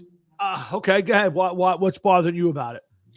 I don't know. It's just like I don't like to see a wide receiver like with the number 7. You know what I mean? Like he's got to be a double number somewhere in the 80s. Well, how about a linebacker who's wearing 11? Yeah, I don't like it. That's a quarterback number. I didn't think it would bother me, but it did. It does. It did? Okay. Yeah, I was just talking to a buddy of mine about that today. We were driving into work together, and that conversation came because I brought up the Eagles and the 00 to 0 thing. And he said that he didn't mind it. I said, I probably minded a lot less than I thought I would, but I still don't like it. I think for me, I think, when I think of a running back, you're in the 20s. When I think of, a linebacker, you're in the 50s. I agree. Totally. Yeah. I think it's great for college. I think when you get to the pros, I'm not sure. It doesn't bother as much as it used to, or the premise was, but it probably doesn't bother as much as I thought it was going to bother me. So in another couple years, yep. Okay, it may still bother us, but it's not going to bother the younger fans that come into the game that don't realize it. Oh, no, of course, yeah. Of a defensive lineman, their numbers were usually in the 90s, Offensive linemen were in the 60s and the 70s. Correct. So, and not past a certain number in the 70s. It wasn't like they were 79 or whatever. Yeah. And it's just the way that it used to be uniform. So now when you see guys running around, unless they're 6'6", 350 pounds, you just by the number, that they don't know where they are, by size or name, Yeah, I mean, how soon before an offensive lineman's wearing number 1? Or a quarterback is number 63, Yeah, exactly. Yeah, I think it looks funny. More than anything else, I just think it looks funny. Let me ask you something. Yeah. And John, if you're still listening, you could chime in on this one too, get your thoughts. When you were a kid and you got to play or you wanted to get a jersey, what number did you always look to get? Like, what was your number? You're playing football, you got to get a number. What is your number? For me, it was 26. 26, okay. Yeah, so from the first time I watched Rob Carpenter play for the Giants, I tried to wear 26 on every team I ever played on. Okay, so that was your reason for wearing 26. That was my number. I used to like 99. I remember. Yeah. Gastineau fan. Yeah. I also, one year when we played football, when I played with you guys, I was, I believe, 93 because somebody else grabbed 99 and I took 93. There was a reason why I took 93. But then I thought about it and I was like, oh, why didn't I take 66? That's the year I was born in. I don't want 7 because it's what do you call it? My birthday's July 10th, 1966. But I didn't want 7 because it's just a single number. Right. I didn't want 10 because it's just like too boring. It's just 10. Yeah. 66 was cool, but I was like, why do I want to wear an offensive lineman's number? Like, it's like I have to take one in the 90s, I guess, because that's the only other one that I would really like or really want. Was that Marty Lyons? Was that for wide 93? Yeah. Yeah. Because I wasn't a big fan of the 70s, and Joe Klecko was 74, I believe, or 73. And Abdul Salam was 74. Yes, good call. Yeah, good call. Yeah, so that was part of the reason why I didn't want those numbers, Okay. All right, makes sense. Yeah, 26 was my number. I didn't always get to wear it, but I tried as hard as I could. Any team I played on to wear 26, whether it's softball or basketball, hockey. 26 was kind of my number. I wore different ones, 44, 15 at certain points there when I couldn't get it. But it was, and I would tell you this, as crazy as it sounds, and I think most guys who played a lot of sports growing up, it was always important to get your number. Like it just always kind of fit you. Like when I wore 26, I always felt like it fit me. When I had to wear different numbers sometimes, or if I went up to high school, they gave me my first number in high school was 49. The guy just hated it, just didn't feel right. The second year I played high school, I wore 28. Wouldn't have been a bad number because I liked the Yankees. Okay. When I was a kid, and that was Ron Guidry's number. Which was probably an odd baseball number back in the 70s, if you think about it. Now it's right? probably just what it is because they retire everybody's number. Exactly. But back then, 49 was an odd number for a baseball player. It was high. Usually baseball numbers were Reggie Jackson had a high number. He was 44. Yes. Then Rich Gossage had a number. He was 54. Right. But they were odd. They were oddballs. Like you didn't see a lot of those kind of numbers. I think had an odd high number too. Remember Cliff Johnson, the backup catcher for the Yankees? I think he had a number like 68 or something. Hold on. Now I'm going to look that up because I think you might be right on that one. I'm not sure. Hold on. Cliff Johnson. There's some of these guys. Now you're thinking of like Fred Stanley. I think he was number 13. Fred Stanley, I think, wore 11 actually. So 11 or 13. 11. I'm pretty sure it was 11. I see Cliff Johnson. Rizzuto was what, like number 3 or 4? No, it couldn't be 2, maybe. Rizzuto, I think, also wore 11. Fred Stanley took it over, and then eventually retired Rizzuto's number. I can't get a number. They show every angle but the back of his jersey. Every goddamn. Let's see. Wow, they show every angle but the back of the guy's jersey number. Jesus Christ, give me a break. I don't know I can't tell you what his number is. It just don't show it. They show everything from the front. Number 41. Cliff Johnson? Cliff Johnson, 1978 Yankees numbers. Okay, there you go. YankeeNumber.com. Wow. Database, yeah. This was pretty cool. Yeah, it looked like number 41. Adam, here's the thing. So most of the guys, especially in football, when they play in college, they can wear any number they want. So a lot of guys, by the time they get to the college level, have had the same number through Pop Warner, through high school, and at the college. And when you get to the pros, obviously most of them can't have the same number. But there's a lot of guys who wore like the number 2, number 7. If you look now, Trayvon Diggs from the Cowboys, he's a defensive back. He wears 7. Micah Parsons plays linebacker for the Cowboys. He wears 11. And you're starting to see a lot more of that out there. And that's just the deal. Guys just, you have a number that you maybe grew up with, especially these guys who are, Jeff, probably all great players growing up. And everywhere they went, they got exactly what they wanted. They always got to wear their number. They got their jewelry, tattoos. And they get a pose, and now they got to play with a different number. Dude, I found this is a very cool site. I'm just going to give you Jim Abbott was number 25. Wow, okay. Albert Abreu. Okay. Number 84. Alfredo Aceves. Okay. Number 91. I mean, these are just like oddball numbers I'm looking at. Look at Judge. Judge is wearing 99. I mean, when did you ever see a baseball player wear 99? 99 is 99. You know what I mean? It's a different kind of number. And I understand what you're saying. Miguel Andujar, he had a couple different numbers. 41. Yeah, but these are also recent players who, now, especially if you're a Yankee, there's no numbers left. Luis Arroyo was number 47 back in the 60s. That guy, that again, there's an odd, to me, that's an odd number, 47. But, again, I don't know. Yeah, well, Steve Balboni, 36, 66, 28, 50, 45. That's because he got called up a bunch of times. Yeah. There's a whole, when Don Mattingly got called up his first year, I think it was 81 or 82. I think 82. And he wore 46. And then when he came back to the Yankees in, I think, 84, he wore 23 the rest of his career. Yeah, wow. This is actually a pretty cool site, man. I'm going to. The number 1, I would imagine there are players running around in different sports with the number 1. I don't think any sport has a 0 anymore. I think that's I know football they don't allow. In fact, they're trying to put a rule in to let them wear it.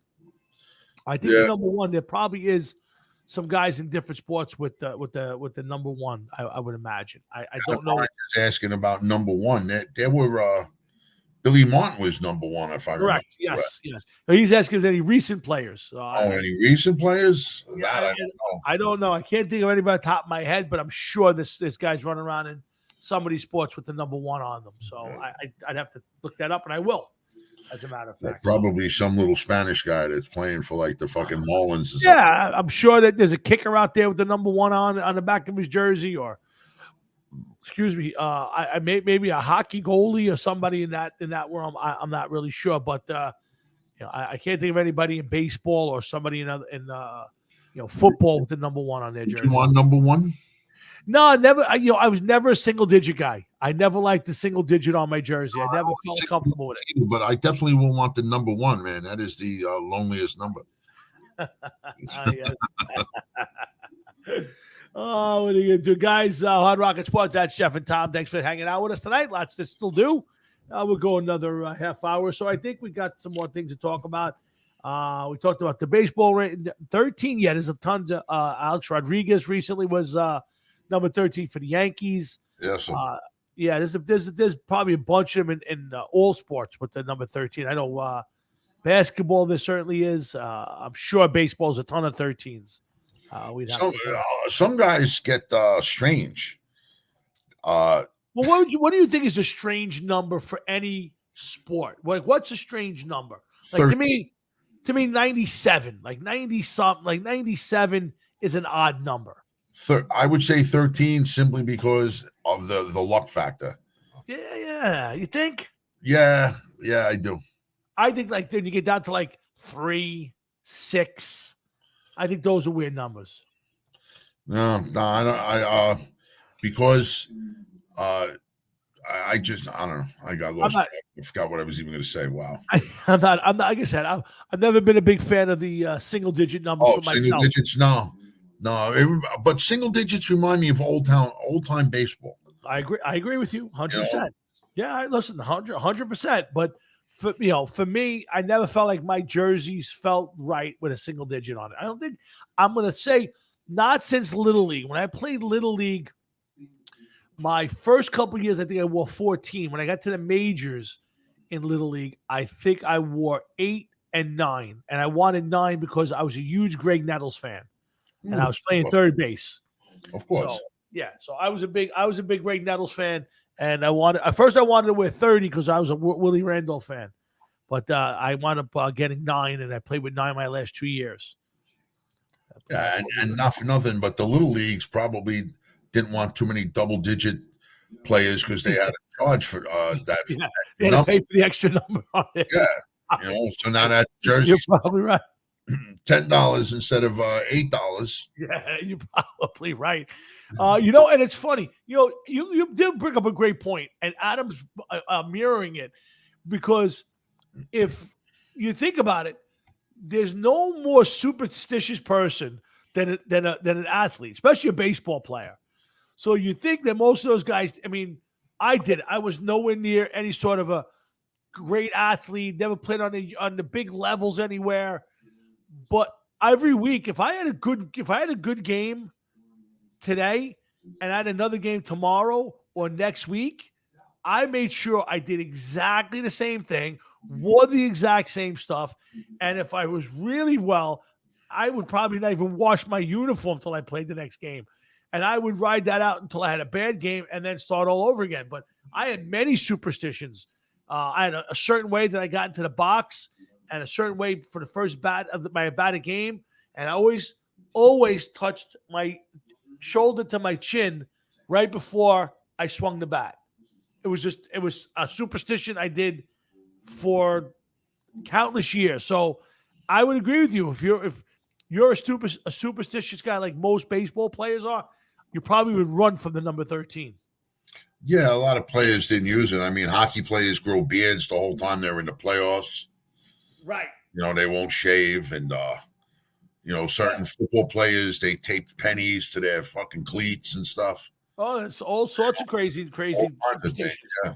Yeah. Again, It's funny. The other day, I was cleaning out my closet and I had these old pair of baseball pants, and I'm telling you, these things I bought them in 1994. So they had gotten so beat up that I had cut them into shorts, and I used to wear them under my new baseball pants. To act as a sliding pant, so when you slid, you had a little more cushion in your ass. But I had a really good year that year, and I didn't want to throw the pants out, and I literally held on to them, Jeff, until this past weekend, and I finally took the courage to throw them away. The crotch was all ripped out, like there were giant holes. The back was torn up. It hadn't been washed in like 15 years. I mean, just sitting in. I have an old baseball bag. And Aaron Rodgers for the weekend. Yeah, I'm telling you, yeah. So I will I will tell you that I've always been a very superstitious athlete in my life. That I always. No, nothing else. When it comes to anything else in my life, never. But when it came to sports, man, I was a stickler for doing the same things out all the time. So I can't imagine the pros. I mean, look at Wade Boggs. Wade Boggs ate chicken before every single game he played. Really? That was his thing. Every pregame meal was chicken. Now, I don't know if the last couple of years, but it was a huge thing for most of his career. Every time he played a baseball game, he would eat chicken before the game. Now, you think how many games they play? 162 games over the course of 6 or 7 months, and you're playing, sometimes 7 games in a row, 13 out of 14, and the guy's eating chicken every day. It's a heck of a superstition to have. Well, you know what? Listen, he's eating chicken, but what was that? A chicken meal, or he just said hey, go get me a couple. I'm not sure if it was the same type of chicken or just chicken in general. It can be made 100 different ways. I'm not 100% sure. I'd have to go back and look that up. So we'll see. Let's see. So Jeff, Bohemian Rhapsody. So there's some talk that there may be a sequel to the movie, and I said to myself, Tom, how interesting would it be to see a Bohemian Rhapsody sequel? To me, they covered all the biggest parts. The only thing they really didn't cover was like the post Live Aid last 3 years of the band and the last 5 or 6 years of Freddie's life. To me, is there anything really more to tell? I mean, you told the whole story. In fact, you told it out of sequence. I don't think I'd want to see a Bohemian Rhapsody 2.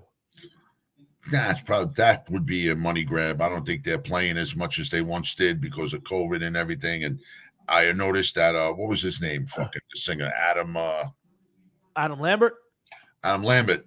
I've been seeing pictures of him over the last couple of days, here and there. He looked like he's been spending a lot of time eating some chicken, deep fried. That. Yeah, it's funny. I went back and looked it up, and what's the drummer's name? Not John Taylor. John Taylor. Is it John Taylor? So he years ago said, "No way." Brian May said, "No way, it's not worth it." And then I just read Brian May said, "Well, we're talking about it."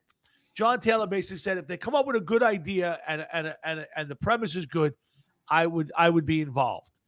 Again, you told the story. I mean, again, you told the story out of whack. I mean, you had Freddie announcing AIDS 3 years before you actually got it.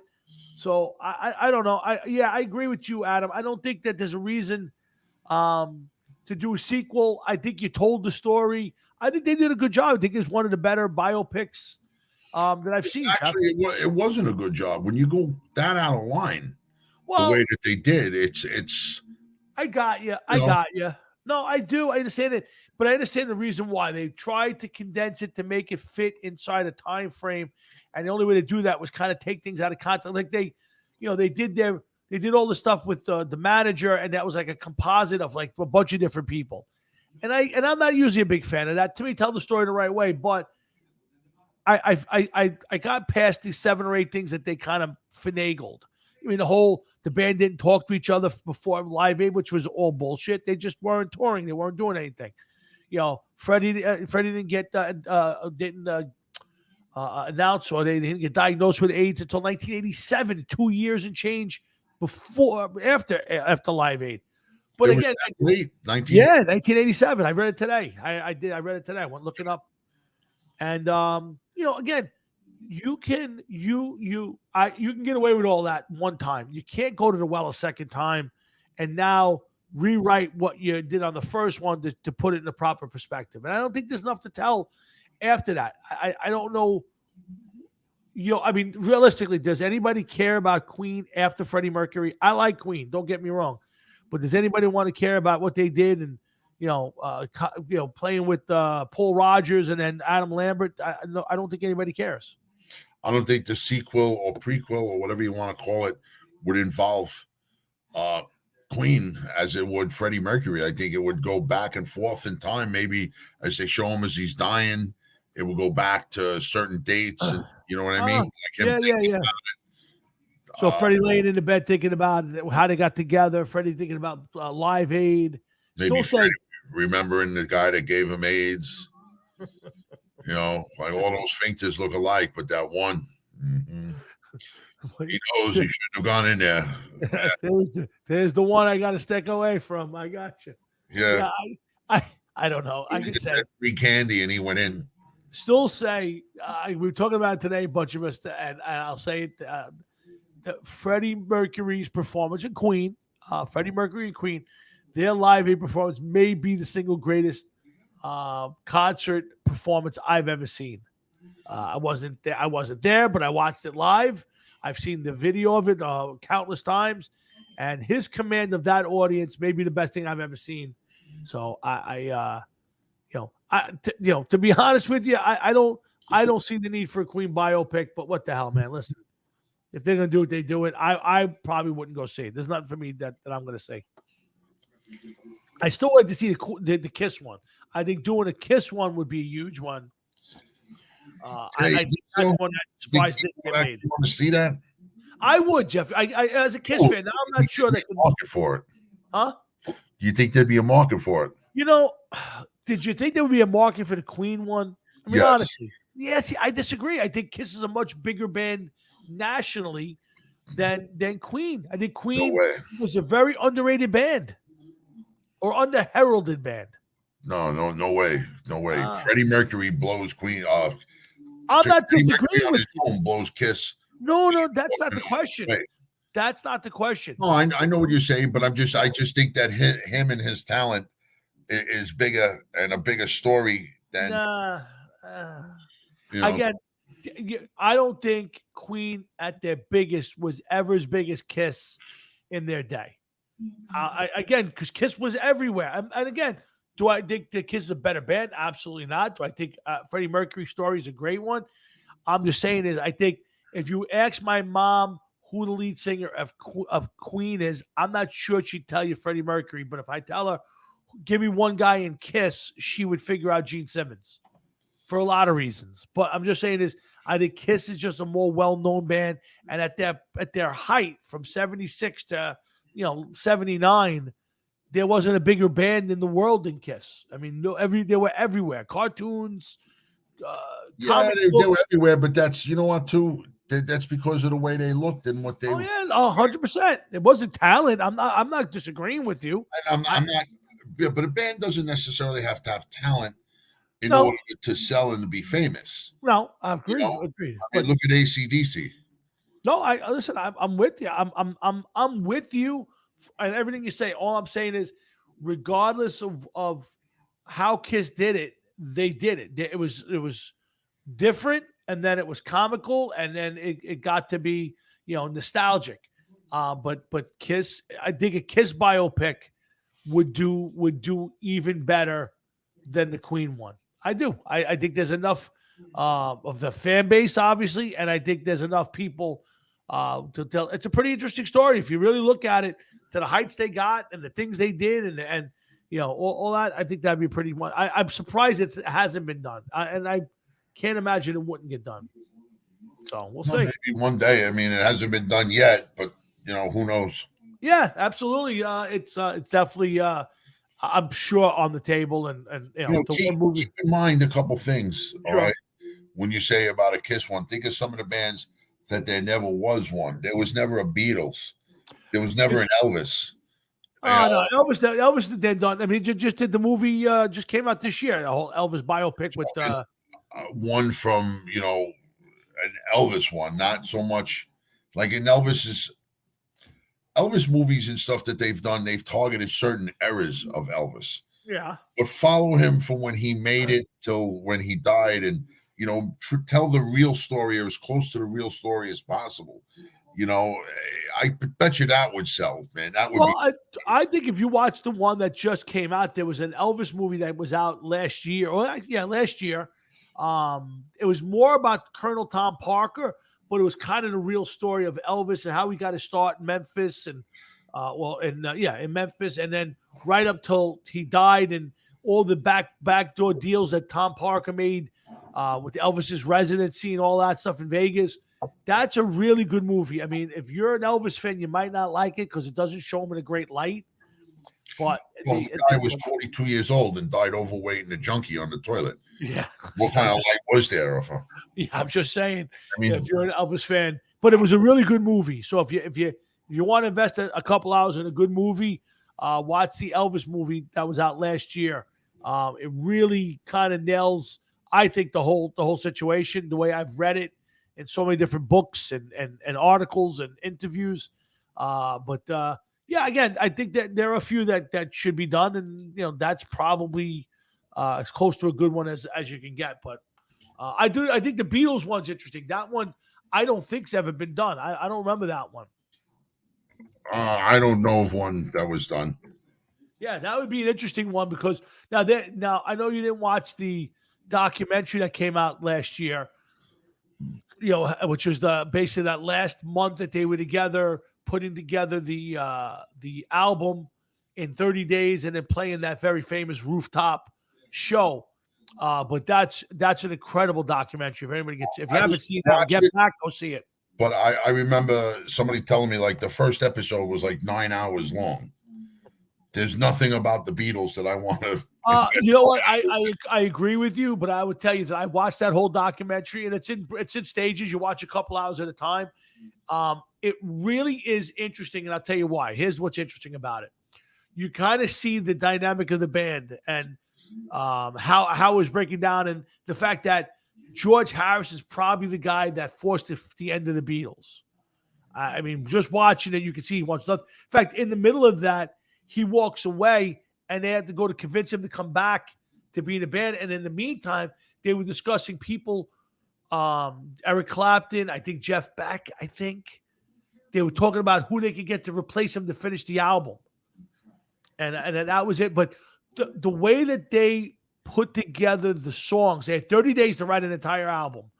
And they would show up with like one line or a bass part or a melody.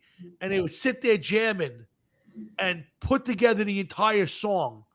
Like, it was just amazing to watch. And then to realize that, 50 years later, the song is still popular.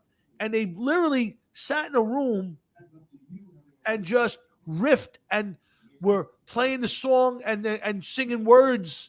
And there was a lot of, here we come. And just, oh yeah, I got a line and I got a wall. And it was fantastic to watch. So if you ever get a chance to watch it, I know it's 9 hours, but I have to tell you, it's like watching history. It's like being there when, Washington crossed the Delaware. It's one of those, it was a historic time and a historic session. And it's obviously the last time they did anything together, even though they broke up a few years later. And then that rooftop concert and how the cops were chasing them off the roof, the whole bit. It's a really good documentary. I'm telling you, you would love it. If you invested a little bit of time, I'm telling you, get back, you would love it. You would absolutely love it. I'm telling you, just watching them put together the songs and how it came together, the dynamic of it. Oh my God, it was incredible. I'm not a huge Beatles fan, so I don't think I could ever devote that much time to the Beatles. I mean, even though I've definitely changed my stance on them over the years as I've gotten older, there's nothing that has changed that much. Like, I would have to watch in like 15 to 30-minute segments. It would take me a month to get through half of it. You know, I don't have the attention span. I watch TV. Me and the dog watch TV, laying on the bed. But 10 minutes later, I'm out. Oh. I'm out. I do not watch. Really? I can sit in front of the TV for hours. No. I can sit an entire day. I'll sit in there and watch, and I'll binge watch one show like all day long. Like I find it relaxing and soothing in my life. I have not watched TV in the same room with my wife. And I mean, other than like a couple minutes here and there, I can't remember the last time she said, "Oh, let's watch a movie together." And well, let me ask you a question. So you get home at 2:30 in the afternoon, 3:00 in the afternoon most days. You're home on, let's say, on a weekend. What do you do? Like, I mean, okay, so you're home. Let's say you get home at 3:00, right? And you got the rest of the day. You're not going anywhere. No band practices. Nothing's going on. Like, what do you do in your house for the next 8 or 9 hours before you go to bed on a regular time? There's odd days you do different things. On a regular day, what's a day in the life of Jeff Towinski? that's my business. Oh, God, just throwing it at you. Now I get home. I get out of work at 2:30. I'm home by 2:35. I get the mail. I throw the mail on the table. I walk the dog. Then I sit down at the dining room table. I go through the mail. Then I grab the iPad and I go through the Post, New York Post, just to see if anything has changed since I looked at it 20 minutes before that. Looked at some ESPN real quick. Checked to see if what's going on in the world through Facebook. Then me and the dog will head upstairs, and then it depends on what's going on. If I have practice, I get my stuff ready for practice later on that night. If I don't have practice, like today, I ended up jamming a few new songs today. This is, I have that right here. This is, I can't really, what this is the list of new songs that we're learning. Morons, that's on top of these two, which we already, that's all set as it is now. But we got a whole bunch of new stuff that we're working. So I was working on that. So that was 1, 2, 3, 4, 5, 6, 7 songs I was playing earlier today. And I have some shows coming up. So I'm gonna be playing a lot. I don't need to watch TV. Watching TV bothers me sometimes, man, because you don't know what to believe. And once the news comes on, and maybe you don't want to believe some of the stuff that's on the news, and it's not good. Yeah, I'm with. Listen, I don't watch the news anymore. I used to be a big Fox guy. I just gotten out of the news game because it's all very depressing. But I watch a lot of old shows. I love to come home and just kind of decompress, and I'll watch an old A-Team episode or Odd Couple. I DVR a bunch of new shows. Most of them are cop dramas, whether it's Blue Bloods or The Rookie or. See, your commute home is different than mine too. Yes. You need time to decompress, so to speak, because after you get out of work, now you're battling through traffic. Yep. Traffic to me is that I made a turn down the wrong street and the fucking school bus is there. And then I blow past him as soon as he makes a maneuver to pull over, and I gotta get out of there. So it's a different story. Like, I've been stopping at this store on my way home for a reason. Okay. And because it's right along my way home, and I just want to see, because everybody keeps telling me that these small delis and smoke shops selling real marijuana. I've heard that that's happening a lot. Yeah. And cops are busting them and nothing happens. Yeah. And the thing is that some of these people are telling me they just go in the store and the guy's like, hey, would you like this? Would you like that? So today I went in the store and I bought a couple bottles of soda, one for dinner and one for before dinner, 20-ounce Diet Cokes. And I made it a point to, give the girl the money at the store. And I'm looking at the display with all of the stuff in it. But I didn't go over to it. I was just looking, and I'm waiting to see if she says anything to me. Right. Because I noticed behind the counter years ago, there would be 2 kinds of rolling papers, Easy Wide or a Bamboo. Right. Now I think that's the only ones that they don't sell. all these different fucking rolling papers and everything else. So I'm just trying to see, like, with the first person that says, like, hey, you're looking for something or whatever. Yeah. Just to see where it goes and, like, what exactly is out there. Because, I mean, people are telling me there's certain stores you go to, they're like, yeah, go through that door and there's a fucking back room and there's just tables of fucking weed everywhere. And I'm like, I don't know. But as far as like TV and stuff, like, I'm in no rush to get home to watch anything. And I just do other things, maybe go out in the yard, fuck around a little bit. And, I get it. Like I try to watch a lot of, I come home every night and I have some work to do for my job. And then I try to go through for stuff for the show. I try to come up with different topics. I go through Blabbermouth. I go through Bleacher Report and Pro Football Talk. And I try to hit all the different places to get different stories and come up with different things to talk about.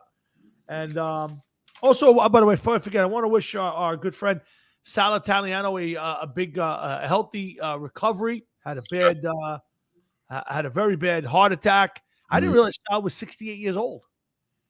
Yeah, I know. I saw that. I did not realize that. So, but we do want to wish him a speedy recovery and get back out there playing music again, Sal. Do your thing. I'll tell you off the air. I don't want to bring it up on the air. Okay. Yeah, I got something that I'll send you. I'll text you tomorrow. I don't know if you were involved or if you got anything from it, but I was just like, wow. Oh, really? Yeah. Get me off there. Let me know what you're. Be awake after the show. Yeah. I'm up. All right, that's fine. Yeah, that's fine. Yeah, you know what, Adam, I'm with you. I don't do a lot in the yard. I live in a community. We don't garden here. It's we don't own the property outside. It's kind of community space. But I have a few projects. But between the show and my job, I'm pretty busy. And then when I'm not working on the show, I just enjoy getting lost in the TV. I watch different things, NCISs. Football season, I'm watching football all day Saturday and Sunday. If it's baseball season, I'll catch a Yankee game. Or right now, I got the hockey channel up. I'm catching up on some hockey stuff. So for the show, if I wasn't doing the show anymore, I would probably have to find something else to fill that time. But I watch a lot of TV with my wife. We watch TV together every night. Sometimes it's me at the dining room table and she's sitting on the couch and we're watching the same show, but I'm working on the show or doing something for my job. So there's different things. But yeah, I would say we watch TV together constantly and we hang out together constantly.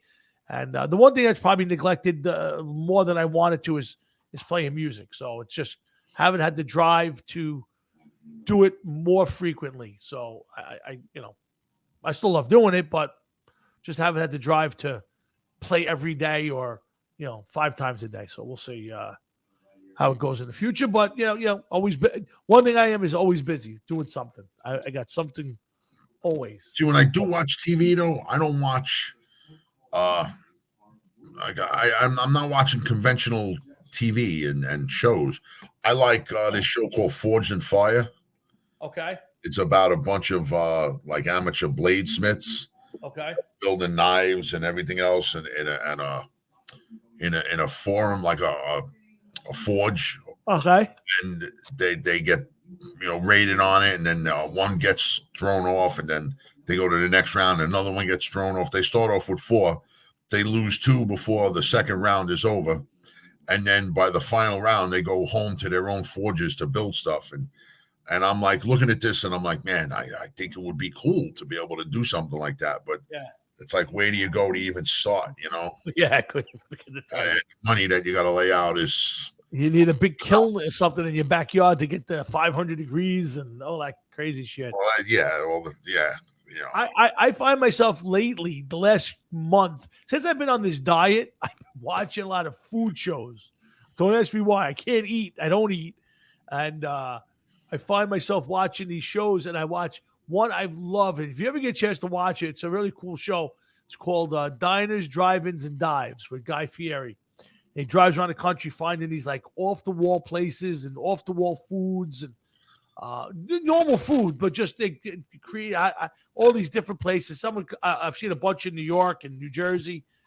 Really cool show. It's on the Food Network, and they do it Friday nights. They do a marathon, and then Saturday during the day they have it. Diners, drive-ins, and dives. Really cool show. And I watch. Huh? I don't like Guy Fieri. Yeah, I'm not a huge fan either, but that show he does a good job. And I watch Valerie Bertinelli has a cooking show, which is pretty cool. Really? Yeah, so I watch that. Hey, it's over. So it's been over, Jeff. But Yeah, well, just being nice. Yes, that's fine. Just being nice. I don't know. I practice a lot. I don't know. I was just curious. You know, that's another good one. The Pitmasters, that's a good one too, Adam. I watch that all the time. Those are pretty cool to do. I like the competition with all of that. That's and I get a lot of tips from that. So I haven't been able to barbecue so much out here, but I used to love to go out there and put the meat in there, smoke it all day, and make beer can chicken and stuff like that. It was a lot of pretty. You like to smoke meat? I like to have my meat smoked. I'm not really much into smoking meat, though. All right. Okay. You all right with that? Hey, no problem. Whatever. We all like getting our meat smoked. Yeah, that's very true. Jeff, XFL, I'm sure you haven't watched much of that. Some good football, but the ratings are way down after week one. I think it's the let's check it out. Again, until they have big names, until they go into the college levels and steal some of the bigger players or get some defections from the NFL big names, people just aren't going to tune in. You want big names. You again, the play is not bad. I'm watching some decent football. It just ain't the same. You got to have some names. But you know what? Here's the thing. Imagine Madden. He has a video game out, right? NFL. Okay, every year he puts out a new NFL video game. Yep. And you got guys that are rated in the 90s and 80s and everything else, and all the new rookies and all this is great. Now he puts out an XFL game. Yep. And the highest rated player is like 63. And it's just the players, maybe they play good amongst themselves. Right. But if they started to integrate some NFL players, it may make the level of play higher. But let's just say you get a NFL quarterback to go play in the XFL. Right. He's throwing the ball like fucking 20 yards further than any other quarterback in XFL history and stuff. It's just certain they have to bring it along so slow that I think it would water down the NFL product by taking players from the NFL more so than building up the XFL product. You know what I'm saying? Listen, I couldn't agree with you more. All I'm saying is if the XFL wants to be successful, the original USFL was successful because they stole players from the NFL and they were grabbing great college players and making a name for themselves. And that's why the USFL did so well. Right now, the XFL doesn't have that. They're getting, the bargain basement college player and guys who couldn't make it. I mean, the biggest name I've seen is Paxton Lynch as a quarterback, and I think he got benched in this league. Oh, really? Yeah. So I think he's the only player ever to get benched in the NFL, the CFL, and the XFL. Wow.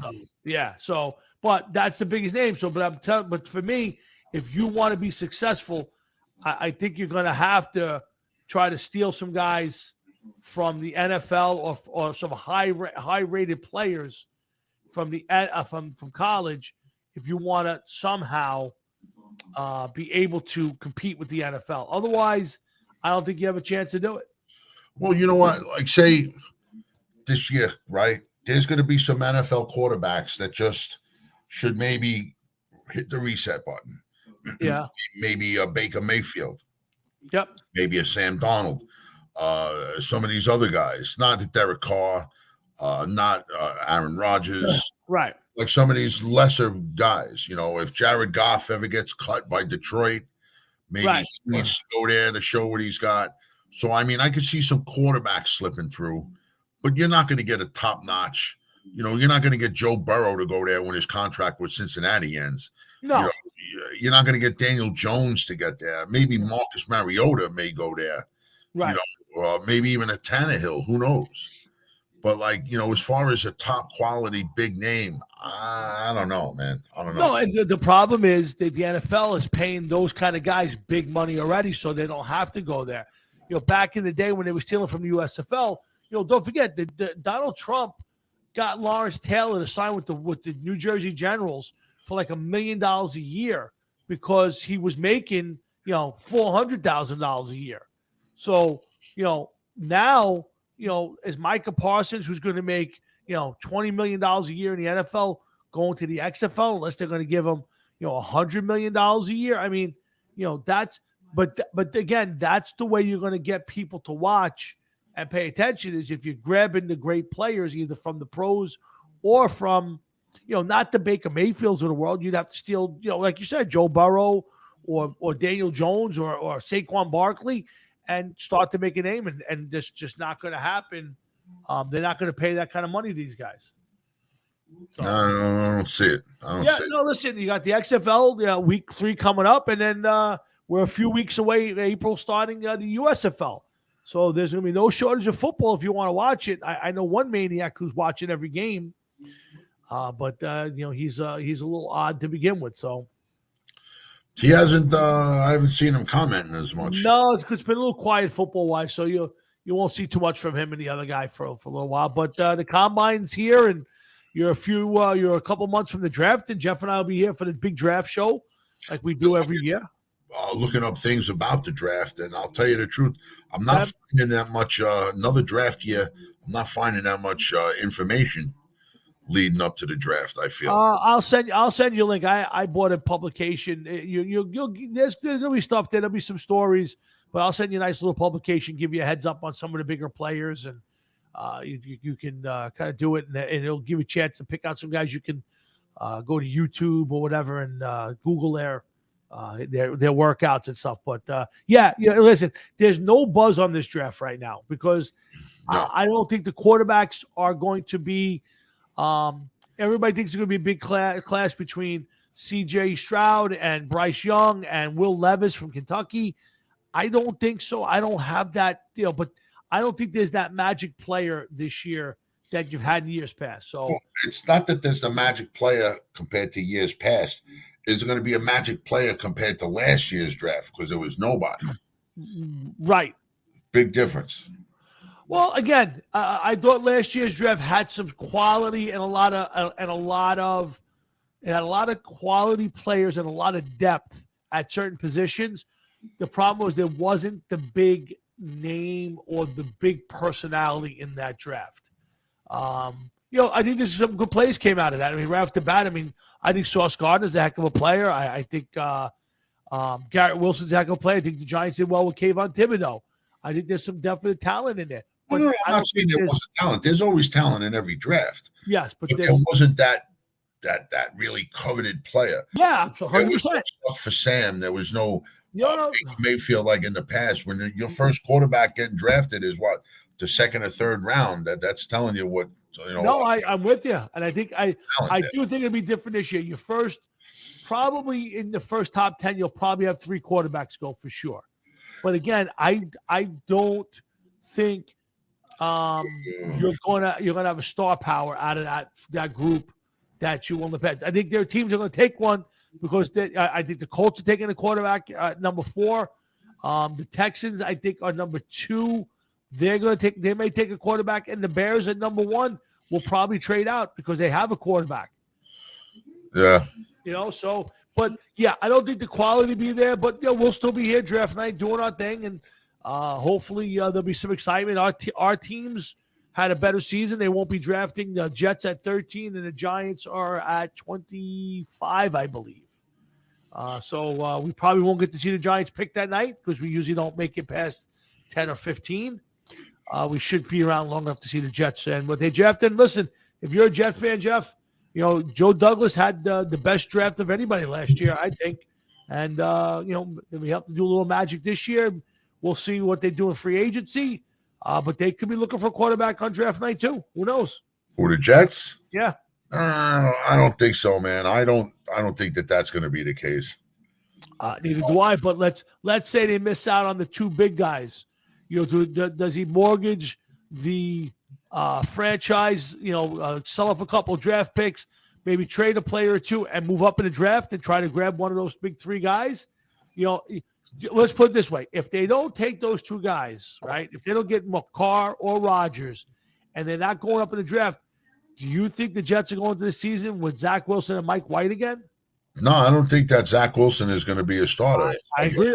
I agree with you. But so then, what's the next option? Ryan Tannehill, Geno Smith. I think they would take. I think they're going to go after a veteran, one way or another. I don't think that it matters to them who that veteran is. Okay. But I think that they're going to go after a veteran because at this point in time, nobody wants to see Zach Wilson. So I agree. I think including his own teammates. Yeah, I think including his own teammates. So Jeff, listen, I think you're right. I just think they're to end the show the way we started it. I think the Jets are in a very tough spot. I would not be waiting on Aaron Rodgers. I don't know how long you can wait. I think the Jets should make a hard play for Derek Carr and move on. I don't think Derek Carr is the greatest quarterback I've ever watched. I think it's a significant upgrade, and with the right team around them, I think you got a half a chance to be a very competitive team in a very tough conference. Yeah. I think that's their best. I would agree. Yeah, you're going to give $35 million. You're going to give him $35 million a year.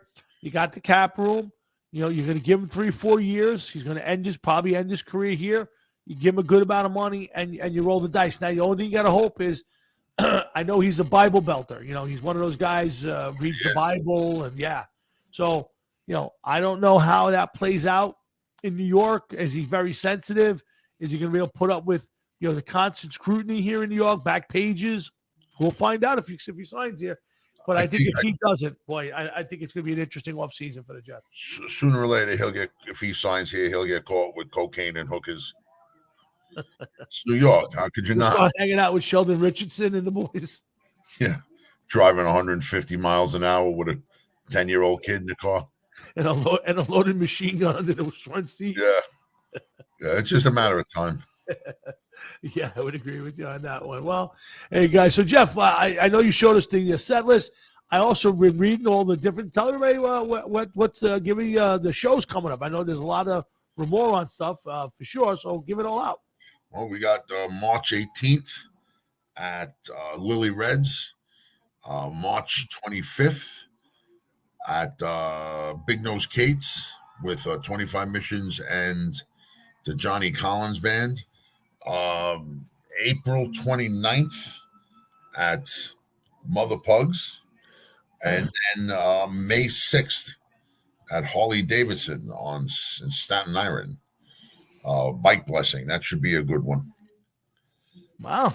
Yeah. And then at 25 Missions? Yep, back with 20. Just that one, yeah. And 25 Missions on that show as well. No. Just March 25th right now. Oh, just March 25th show. Okay. Yeah, 25 Missions. We're going to have some shows coming up soon. Bill has a lot of connections to play some of the bigger festivals. Okay. Island that they have, like there's a food truck festival. I know that doesn't sound like a big show, but it could be a big show. Back to the Beach. Mm-hmm. There's another one should be pretty good. We could get involved with that one. They have some shows at the Creshire Mansion that we may get involved with.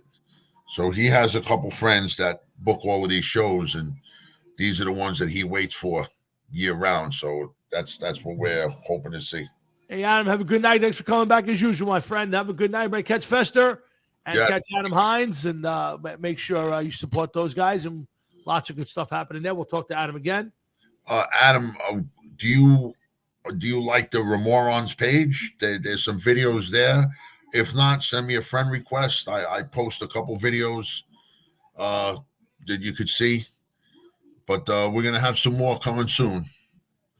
So we are going to have some shows. And, we don't usually post any practice videos because practice doesn't always go as planned. But no, we get our shit together for the shows. So. That's for sure. I got to see the inaugural Remoron show, and the guys did a great job. And good bunch of dudes. So make sure you guys support. Good out on the 18th, the 25th, and April and May.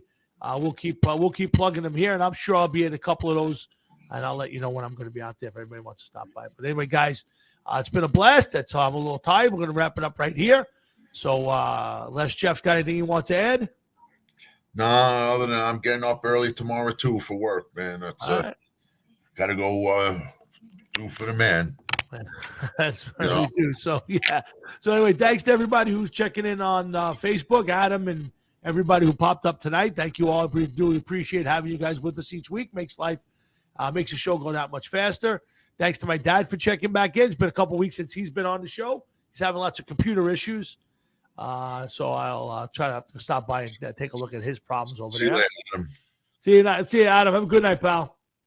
Thank you. Yes. And we gotta start pushing the Fester on the show, Jeff, because Adam's been a big. He's with us every week. Absolutely. Next week I'll open the show with some Fester, and we'll get some info from Adam along the way. One of these days I'm going to get him on the show and talk about the band and all that. So we'll definitely get that up in the next couple of weeks. But in the meantime, guys, I hope you guys have a great rest of your night and a great rest of your week and a fantastic weekend. And we'll see you guys back here next Thursday night when Jeff and I get together and do it all over again. So in the meantime, for all of us here at the Hard Rocket Sports Show, Jeff Towinski and myself, you guys have a great night, great rest of your week, a great weekend, and a great week. And we'll see you back here next Thursday night on the Hard Rocket Sports Show. FA, I'll talk to you off the air. You got it, dude. I'm going to send you a text in a little bit about what I was talking about. I didn't want to mention it online. All right, dude. Yes, send me a text. I'm up. All right. You got it, pal. Catch you later. All right, man. Later.